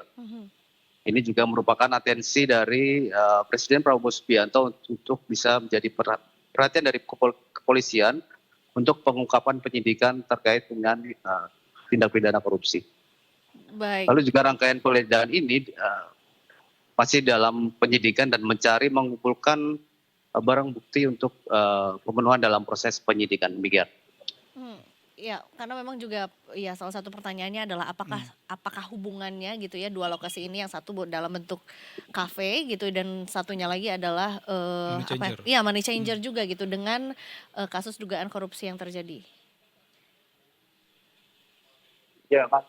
Dengan dua lokasi tersebut memang salah satunya kafe ini kami juga belum dapat menginfokan sejauh mana apa yang memang difokuskan dalam penggeledahan ini yang termasuk di kafe ini. Namun memang kami terus menunggu informasi ataupun update terbaru dari hasil dari penggeledahan yang ada di kafe ini. Ya. Baik. Ini di belakang Ori juga situasinya ramai sekali Ori. Apakah ada antisipasi begitu? Ya memang petugas kepolisian menjaga ataupun melakukan pengetatan terkait dengan penggeledahan ini yang ada di lokasi ini, karena memang di jalur ini juga termasuk di tengah pusat pemukiman. Jadi selain juga warga yang melintas juga pengendara, namun memang warga juga dari jauh juga penasaran dengan apa yang dilakukan oleh pihak kepolisian, sehingga memang petugas kepolisian menjaga area ini agar masyarakat juga tidak mendekat dengan melakukan penjagaan. Petugas dari kepolisian tersebut standby di lokasi untuk mengamankan lokasi penggeledahan. Demikian. Baik. Karena ini tuh perempatan, Za. Gue tuh balik ke soalnya. Ini perempatan, di sebelah kanan tuh ada Taman Gajah namanya, lurus ke Fatmawati, dan ini pasti bakal macet banget. Apalagi Itu jam dia, kerja ini. makanya sebetulnya juga jadi satu himbauan lain Gitu untuk ya. detikers yang gak ada hubungannya dengan tipikor ini, ya itu adalah jangan lewat situ Jangan dulu lewat situ mungkin dulu ya. berarti. Tapi mungkin Ori, karena juga penggeledahan dilakukan dari siang hari, apakah sebetulnya juga sebelumnya kafenya masih beroperasi gitu ya, dalam keadaan Normal. buka gitu ya, iya normal buka, apa memang juga ini kafe yang sedang tutup begitu? Untuk tadi siang mungkin masih beroperasi ya, tapi memang untuk saat ini tadi juga ada tulisan di kafe tersebut bahwa bertuliskan bahwa kafe saat ini sedang tutup, karena memang adanya petugas kepolisian ini untuk bisa melakukan penggeledahan, sehingga memang operasional dari kafe ini juga saat ini tutup. Selain itu juga terdapat tadi juga karyawan-karyawan kafe tersebut juga berada di area luar yang ada di depan kafe tersebut. Baik, berarti memang juga karyawannya diminta untuk keluar terlebih dahulu ya selama penggeledahan ini berlangsung juga. Jadi memang belum ada indikasinya juga ya mengapa kafe ini gitu ya yang dilakukan penggeledahan juga. Ada informasikah dari pihak kepolisian atau mungkin dari aparat yang bertugas juga mengenai kapan sebetulnya akan ada apa ya semacam pemberian keterangan gitu ya mengenai Pers. iya. Mengenai penggeledahan ini Ori. Ya memang kami juga masih menantikan adanya konferensi pers terkait dengan agenda pada sore hari ini, karena memang kami juga masih menantikan apa saja hasil dari penggeledahan yang dilakukan oleh pihak kepolisian terkait dengan dugaan korupsi di batubara yang memang mengakibatkan blackout. Jadi memang hingga saat ini kami dan awak media lain juga masih berada di lokasi untuk menantikan keterangan resmi ataupun hasil dari penyelidikan yang dilakukan pada hari ini. Baik, siap. Kalau itu Ori, terakhir apakah ada info pihak terduga terlibat yang ada di dalam kafe begitu atau mungkin ada informasi lainnya? Ya baik, memang untuk informasi tersebut juga memang belum ada update, karena kami juga masih menantikan siapa yang terduga ataupun terlibat dalam penggeledahan ini. Nanti juga kami akan menanyakan jika nanti ada kesempatan untuk bertanya langsung pada pihak kepolisian untuk bisa mengetahui apa saja yang siapa saja yang terlibat dalam kasus ini. Iya, Baik, termasuk juga ini sebetulnya juga kan tadi dinyatakan bahwa ada 2 tempat yang juga dilakukan penggeledahan. Yang satunya lagi adalah money changer. Itu apakah dalam lokasi yang berdekatan atau berbeda? Mengenai lokasi dari money changer memang saya belum bisa menginformasikan secara detail. Baik. Namun memang dilakukan secara bersamaan dengan yang ada di kafe ini. Baik, Jadi memang saat ini kami masih menunggu. oke. Baiklah kalau begitu, selamat menantikan juga update terkini karena tentunya juga karena ini terjadinya cukup di daerah yang cukup ramai dan juga jalan raya, pasti juga menimbulkan banyak pertanyaan juga gitu ya, Iya, apa yang pasti. sedang dilakukan juga Macet banget di ini. sana. Terima kasih banyak Kori Yap. informasinya. Selamat Makasih. bertugas kembali, Bertugas. selamat sore. Banyak makan enak di situ. Kayaknya masalahnya justru karena banyak makanan enak jadinya lebih was-was aja Lebih gitu ya. rame. Nggak bisa ditinggalin soalnya. Kapanpun bisa terjadi itu update berita lainnya juga. Itu bisa dikit SMP gua, Za. Oh. Pas belokan itu udah ada nasi goreng enak itu dekat Taman Gajah. Daerah jajahan Daerah kamu ya, berarti daerah kecil lah. Jadi kan kalau tadi kita di Cipete, sekarang kita mau mantau juga daerah-daerah lainnya di Jakarta atau mungkin juga di Indonesia, Iza. Boleh. Habis ini kita mau akan terhubung dengan TMC. Ada siapa di ujung sana? Dah, apakah sudah siap? apa sudah siap? Oh iya, Oke. ada. Oke, ada Brigadir Jessica juga di ujung sana yang sudah siap untuk memberikan laporannya. Ada Bribda Jessica. Selamat sore, Bribda Jessica. Halo, selamat sore. Oh, ini di markas nih. Biasanya kan di ini pinggir jalan, ya kan? Bribda Jessica, silakan laporannya. Baik, kembali kami informasikan kondisi arus lalu lintas sore hari ini dari kawasan pertama JP Kuningan, Jakarta Selatan. Pemirsa dapat kita bersama untuk arus lalu lintas dari arah Mampang yang akan menuju ke arah Menteng dan juga arah sebaliknya maupun dari arah Menteng yang akan menuju ke arah Pancoran dalam kondisi ramai dan terlihat sudah mulai terjadi peningkatan volume arus lalu lintas yang didominasi oleh kendaraan roda 4. Harap para pengendara untuk tetap waspada dan selalu jaga jarak aman kendaraan Anda. Selanjutnya dari kawasan kedua, JPU Taman Anggrek, Jakarta Barat. Untuk kondisi arus lalu lintas dari arah Selipi menuju ke arah Glogol melalui jalur arteri dalam kondisi ramai lancar, begitupun dari tol dalam kota Jakarta menuju tol airport Jalan Profesor Sudiatmo dan sebaliknya. Juga tol Jakarta menuju ke arah Tangerang dan sebaliknya masih dalam kondisi kondusif ramai mengalir lancar. Kami himbau kepada para pengendara selalu jaga batas kecepatan kendaraan Anda untuk keselamatan Anda dan pengguna jalan lainnya. Beralih ke kawasan selanjutnya, yakni Bandara Ngurah Rai, Bali. Untuk kondisi arus lalu lintas dari Jalan Bypass Ngurah Rai menuju Jalan Airport Ngurah Rai dan sebaliknya, dalam kondisi relatif lancar dan arus lalu lintas pada kawasan ini didominasi oleh kendaraan roda 4. Harap berhati-hati dan jaga jarak aman kendaraan Anda bagi para pengendara yang akan melewati jalur ini. Dan untuk lokasi yang terakhir dari Simpang Prambanan, Jogja. Untuk kondisi arus lalu lintas dari arah Jogja menuju Klaten ataupun Solo, juga dari arah Jogja menuju ke arah Bantul, dalam kondisi kondusif ramai lancar. Perlambatan percepatan terjadi jalan antrean traffic light, namun selepasnya dapat kembali dengan normal. Meski jalan terlihat lancar, harap para pengendara untuk membatasi kecepatan kendaraan demi keselamatan bersama. Untuk informasi selengkapnya seputar arus lalu lintas terkini, Anda dapat menghubungi call center kami di 15669 atau WhatsApp center di 0858 71500669. Stop pelanggaran, stop kecelakaan, keselamatan milik kita bersama. Salam presisi dan kembali ke studio. Terima kasih banyak Bribda Jessica juga sudah memberikan laporan pada sore hari ini ya. Kita sampai tahu juga bahwa di dekat area Bandara Ngurah Rai jadinya nggak terlalu macet. Nggak terlalu Kita macet. langsung OTW sekarang. Kita langsung OTW sekarang, karena anak sekolah masih libur. Makasih banyak Bribda Jessica atas Banyak laporannya. kita ya. Selamat sore. Terima kasih, selamat bertugas kembali. Alright, Detikers, tadi sudah juga laporan dari NTMC sambil kita menantikan apakah akan ada breaking news juga ya dari Ori tadi. Oh iya, tadi Ori masih berlangsung juga. Tapi juga pasti ini udah mau jam 5 Detikers, saatnya kita Sunset Talk.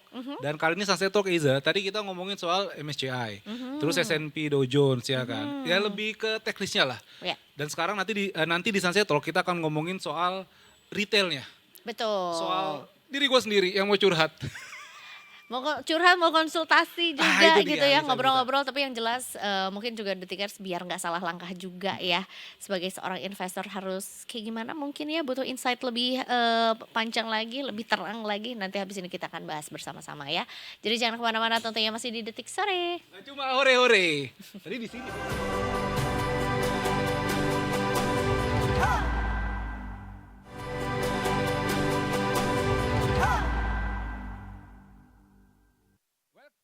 welcome back to Detik Sore. Nggak cuma hore-hore. Agak spinning tuh saya lihat. Iya. Karena spinning juga ngelihat IHSG. Oh itu Spaneng. Terus pandang, iya benar. Karena tadi kan kata-kata gue terakhir sama Mas Revo, IHSG diserok malu, nggak diserok rindu. Nah itu dia, keren banget kalau udah ada. Langsung merpati putih tuh ya. Tapi ngomongin soal rindu berarti memang juga udah rutin gitu ya untuk jadi monthly agenda lah ya untuk ada yang masuk lah biar nggak lost dibelanjain. Emang pusing sih ya kita sama segala sesuatu yang terjadi di dunia ini. Tapi bukan berarti kayak duit gaji itu harus dihabisin di belanja aja betul. gitu. Berinvestasi tetap penting tapi nah di masa-masa yang serba nggak pasti ini juga berinvestasi juga tetap harus punya strategi gitu ya. Nah, tetap harus lihat situasi juga biar kita bisa punya peluang yang lebih baik juga. Termasuk juga mungkin bisa diteliti lagi nih apakah investasi saham ini juga bisa jadi pilihan yang paling tepat juga buat Detikers gitu. Nah, itu dia Zah. Sekarang kita udah punya gurunya langsung nih, masternya langsung. Master ya. Ada praktisi pasar modal Mas Riki Kurniawan. Selamat sore Mas. Selamat sore, tapi saya juga masih belajar loh Pak. Belajar apa nih Mas? Belajar berinvestasi juga loh, jadi kita sama-sama belajar di sini. Sama-sama belajar, Detikers juga sama-sama belajar. Pakai ditanya lagi belajar apa tuh Pak ya, masuk jiu-jitsu Kak. Gue lagi pengen jujitsu makanya tahu Mas iya. Riki jujitsu ya kan. BJJ gue juga bisa belajar. Tapi juga sebenarnya ini ngomongin juga jiu-jitsu ya. Ini juga kan kita perlu bukan trik ya, jurus-jurus. Nah, berinvestasi sekarang juga setuju dong Mas Riki. Setuju. Berinvestasi 10 tahun lalu, 5 tahun lalu sama hari ini itu juga kayaknya harus punya jurus yang lebih upgrade lagi gitu. Karena sekarang mungkin langkahnya bukan hanya harus berhati-hati tapi mungkin melihat peluangnya harus lebih smart lagi gitu juga benar ya. sekali. Sebenarnya ngomongin soal berinvestasi di IHSG lah ya gitu ya di dalam negeri juga di Indonesia juga. Ini Mas Riki sendiri melihatnya gimana? Apakah sebetulnya para investor ini tuh peluang untuk diajak jadi lebih smart lagi kah? Atau mungkin apa yang perlu dikritisi lah sama investor-investor sekarang gitu? Ya, terima kasih Bu Eza. Jadi yang pertama yang harus kita lihat adalah saat ini adalah momen yang baik untuk berinvestasi, di mana semua saham itu tergolong murah. Nah, cuman di sini karena saking banyaknya yang murah, kita harus selektif. Jadi untuk selektif kita ada beberapa tips mungkin yang kita bisa share. Yang pertama adalah kita lihat secara umum yang kita lihat adalah kondisi dari neraca keuangan perusahaan tersebut. Kita lihat juga arus kas, terus kita bisa lihat juga selain arus kas adalah cash flow dari perusahaan tersebut. Dan jangan lupa alasan pertama kali kenapa kita harus membeli saham itu. Memangnya pertama misalnya kita lihat apakah saham itu kita lihat dari pertumbuhan atau dari dividen. Nah semua itu strateginya disesuaikan dengan profil resiko dari masing-masing nasabah. Masing-masing nasabah. Tapi melihat IHSG hari ini Mas Riki kan, ini kan udah menyentuh angka 5.000-an lagi kan. Bahkan hari ini kita ditutup minus 1,89% kalau nggak salah. Setuju. Dan sebenarnya kan IHSG di Indonesia ini juga berapa kali sempat turun kan Mas, di Covid kita sempat turun. Terus tarik ke belakang lagi 2008 juga sempat turun. Apa yang harus investor retail gitu Mas, retail maksudnya investor-investor yang kecil lah dalam tanda kutip, kuatkan begitu Mas, selain iman tentunya kan. Apa yang harus dikuatkan oleh para investor ini Mas? Karena kan memang ketika harga lagi turun gitu, oke satu sisi diskon, tapi satu sisi kan lah porto gue merah nih begitu Mas. Iya. Selain iman dan ikhlas ya. Mungkin ya. Belajar iman dan ikhlas itu lifetime sih ya memang. Yang kita lihat kalau dalam investasi di saham itu harus konsisten. Jadi tidak harus di saat FOMO ya, di saat orang pada semua beli kita ikut beli, di saat semua orang panik kita ikut jualan. Nah itu salah satu kesalahan yang umum terjadi. Jadi kita harus konsisten karena kita time horizonnya untuk investasi saham itu bisa 5-10 tahun. Jadi kita tidak melihat hari per hari harusnya seperti itu. Yang justru yang kita harus lihat itu adalah kualitas bisnis dari perusahaan yang kita investasikan. Itu. Kalau kita yakin dalam 5-10 tahun lagi perusahaan tersebut masih ada, harusnya kita tetap investasi dengan batas yang terukur ya. Gitu. Jadi ya itu tadi ya, makanya sebetulnya nggak bisa cap cip cup gitu ya, Ya, semuanya harus dipelajari harus dulu, dipelajari. gitu, dicermati juga gimana visionnya juga terhadap perusahaan yang mau kita investasikan juga, karena kalau ngomongin soal FOMO kayaknya ini ya sesuatu yang harus bisa dilatih juga. Memang sih ada yang namanya momentum ya nggak sih Mas Riki? Setuju. Dimana kayaknya memang kalau nggak masuk momennya tepat juga ya udah nggak bisa menikmati cuan gitu, let's say Iya. gitu ya, sebanyak itu atau mungkin juga semaksimal mungkin. Nah, gimana cara membedakan ini yang sebetulnya FOMO, ini yang sebetulnya nyari momentum gitu? Nah, ini pertanyaan yang sulit dijawab. Jadi kalau menurut saya itu yang paling susah diukur untuk FOMO atau enggak itu timing dari kita masuk dalam satu market. Jadi untuk melihat timingnya itu di atas atau di bawah mungkin semua orang bisa melihat ya. Cuman timing di atas tidak selalu ada, timing di bawah juga tidak akan selalu kita akan di bawah. Jadi pada saat timing kita di bawah, lebih baik kita melakukan strategi yang konsisten, cicil setiap bulan misalnya gitu. Dan pada saat kita tahu timingnya di bawah, cicilannya itu jangan diperkecil atau di stop. Justru cicilannya itu harus diperbesar. Pada saat semua orang berbicara tentang satu hal yang sama atau bullish, ya justru cicilannya mungkin bisa dikecilin. Di saat itu kita nabung di aset kelas yang lain gitu, tidak harus di saham. Kalau nggak salah nama metodenya itu adalah dollar cost averaging. Yes, Ya. yes. Jadi let's say kita punya gimana ya, punya gaji 5 juta gitu ya. Terus 10%-nya deh biar realistis ya. ya. 10%-nya 500.000 kita masukin ke saham juga gitu ya, atau Setuju. berinvestasi gitu ya. Nah, bulan depan walaupun mungkin let's say lagi kurang bagus nih angkanya, tapi tetap kita di amount yang sama. Ya. Nah, itu namanya ikhtiar ya, Kak ya. Kenapa nih kok ke gua tiba-tiba? Assalamualaikum. Salam. Alias kita ya usaha aja dulu gitu ya. Bener. Apa yang terjadi kalau kita si jumlahnya tuh kita gedein atau kecilin berdasarkan bukan mood ya, berdasarkan kondisi yang terjadi. Setuju. Apakah sebetulnya itu malah mengecilkan kemungkinan kita untuk bisa lebih stabil gitu atau dapat cuan lebih banyak?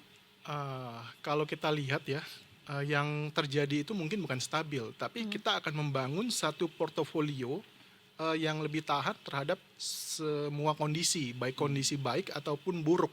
Jadi justru itu yang kita strategi yang harus kita lakukan dengan cicilan yang misalnya 500.000 tadi gitu. Jadi contoh misalnya uang dari 500.000 tadi itu kita diversifikasi, tidak harus semuanya tentang saham.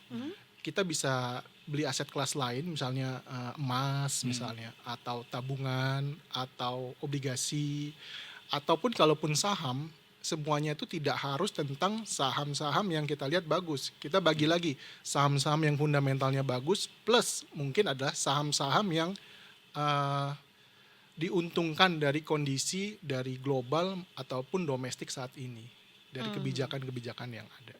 Kebijakan yang ada. Dan juga salah satu di saham itu Mas ada kan manajemen risiko namanya cut loss. Yes. Ya kan. Walaupun pada ya saya pribadi sih Mas sebenarnya kan kalau cut loss ada yang bilang hitungannya berapa persen, hitungannya nanti kalau di atas masih 5% bisa cut loss atau mungkin ya jangan sampai 15% begitu. Tapi kan balik lagi setiap orang pasti punya perspektif masing-masing kan Mas. Iya. Dan cut loss ini tentu tidak mudah ketika lu punya saham lu lagi merah terus ya mau nggak mau harus dipotong supaya nggak dalam lagi ya sakit sih, tapi nggak berdarah karena kan dipotong kan. Iya. Itu ada ini nggak Mas, ada ada saran nggak buat juga detikers gitu yang mungkin masih menimbang-nimbang nih gue cut loss nggak ya? Atau kalau tunggu lagi nanti lebih dalam. Ntar kalau cut loss sekarang, ntar atau lagi naik begitu, gimana Mas? Mungkin itu kita harus bedakan ya antara berinvestasi di saham dan trading saham. Trading saham itu wajar dengan analogi cut loss. Jadi kalau trading saham itu time horizonnya itu pendek, sedangkan investasi saham itu time horizonnya itu panjang, bisa 5 sampai 10 tahun. Nah, kalau untuk yang berinvestasi di saham, cut loss itu atau misalnya kita perubahan alokasi itu untuk saham terjadi apabila kita lihat kondisi fundamental dari satu saham itu berubah. Contoh, misalnya hari ini bisa jualan 1 juta. Tapi tahun depan kalau misalnya perusahaan itu tidak mampu lagi jualan 1 juta atau kurang, nah itu kita akan review. Gitu. Kalau trading itu murni kita lihat dari pergerakan harga saham. Sedangkan kalau investasi kita lihat dari kualitas bisnis dari suatu perusahaan.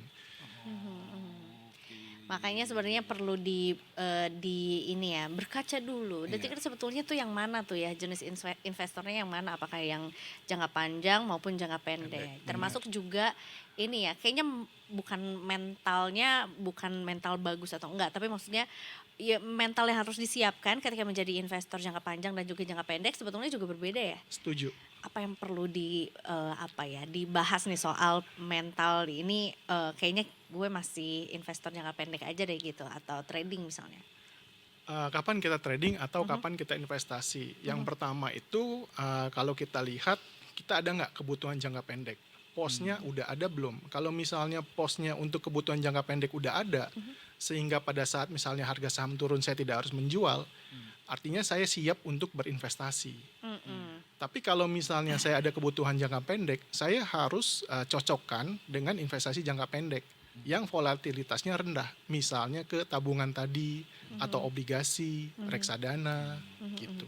Mungkin itu sih dari saya. Setuju juga sih. Seberapa dingin duit lo?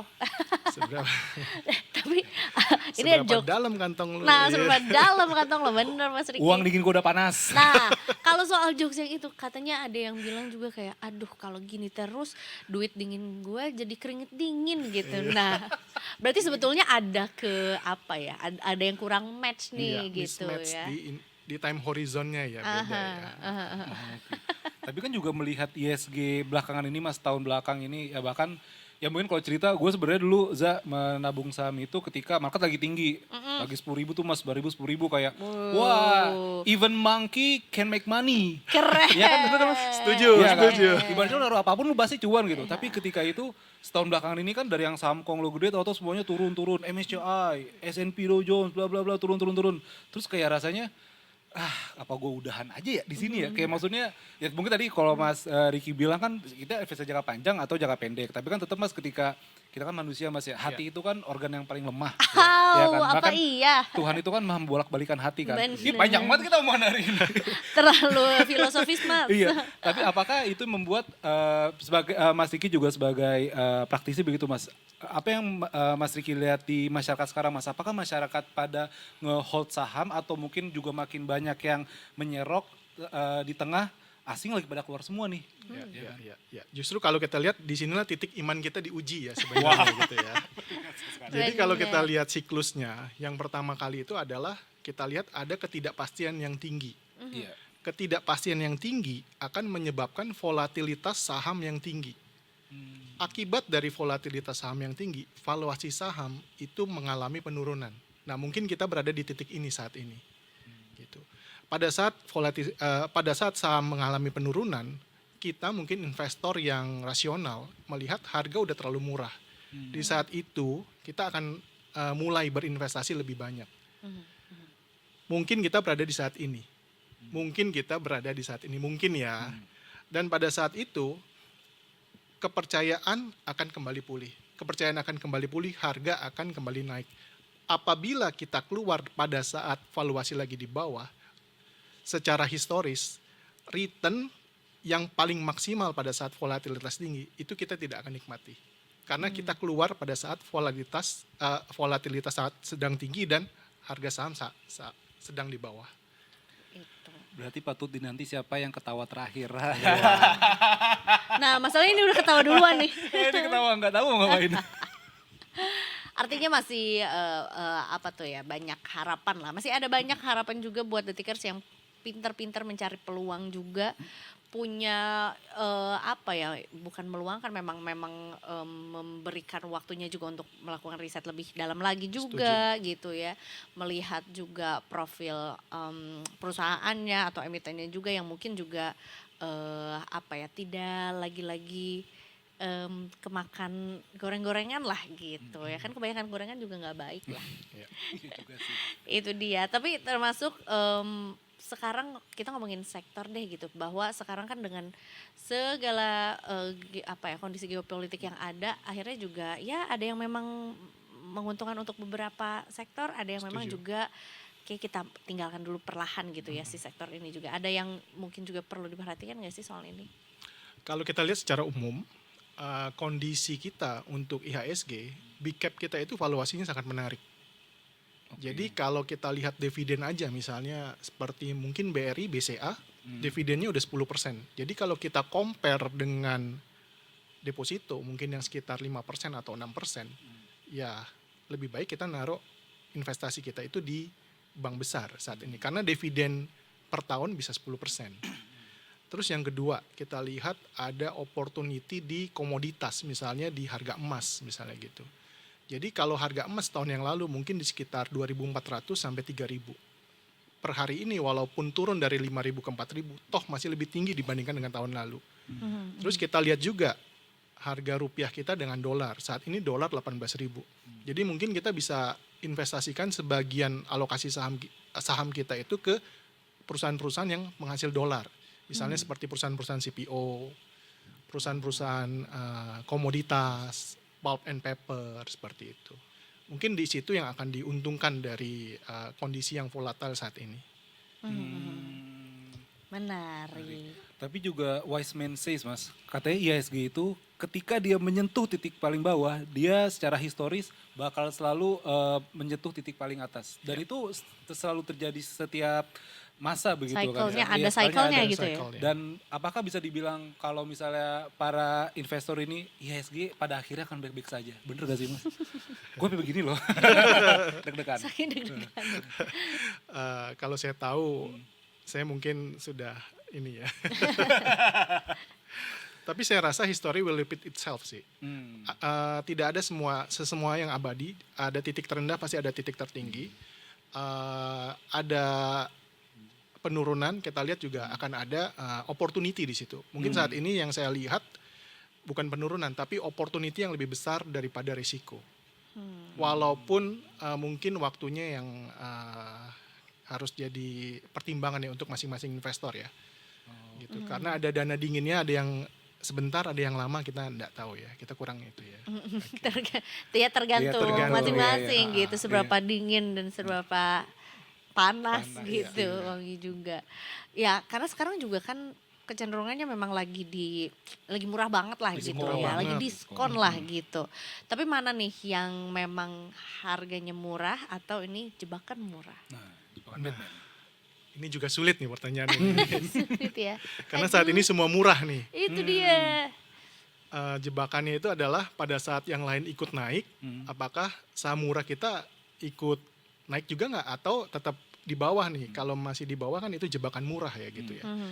Selama sentimennya mendukung, fundamentalnya ikut mendukung juga, saya rasa semua saham itu akan menuju ke arah utara ya pada akhirnya ya gitu ya. Oke, jadi ya itu lagi-lagi sih, mungkin balik lagi ke pernyataan Mas Riki juga di awal gitu ya, kalau memang secara fundamentalnya juga perusahaan ini juga secara 5-10 tahun ke depan tuh juga jelas sih, kayaknya alasan mereka untuk turun tuh sesuatu yang urgent banget gitu ya, sesuatu yang apa ya, emergency banget gitu. Mungkin sentimen saja ya itu ya, secara bisnis tidak ada masalah sebenarnya gitu. Sentimen benar-benar. Mas, kalau anak Gen Z sekarang udah mulai nabung saham belum sih Mas? Saya rasa udah mulai loh ya. Udah mulai ya? Udah mulai loh. Karena kalau kita lihat data terakhir, investor domestik kita itu bertambah. Wow. Angkanya lumayan Mas tambahnya? Angkanya lumayan sih ya.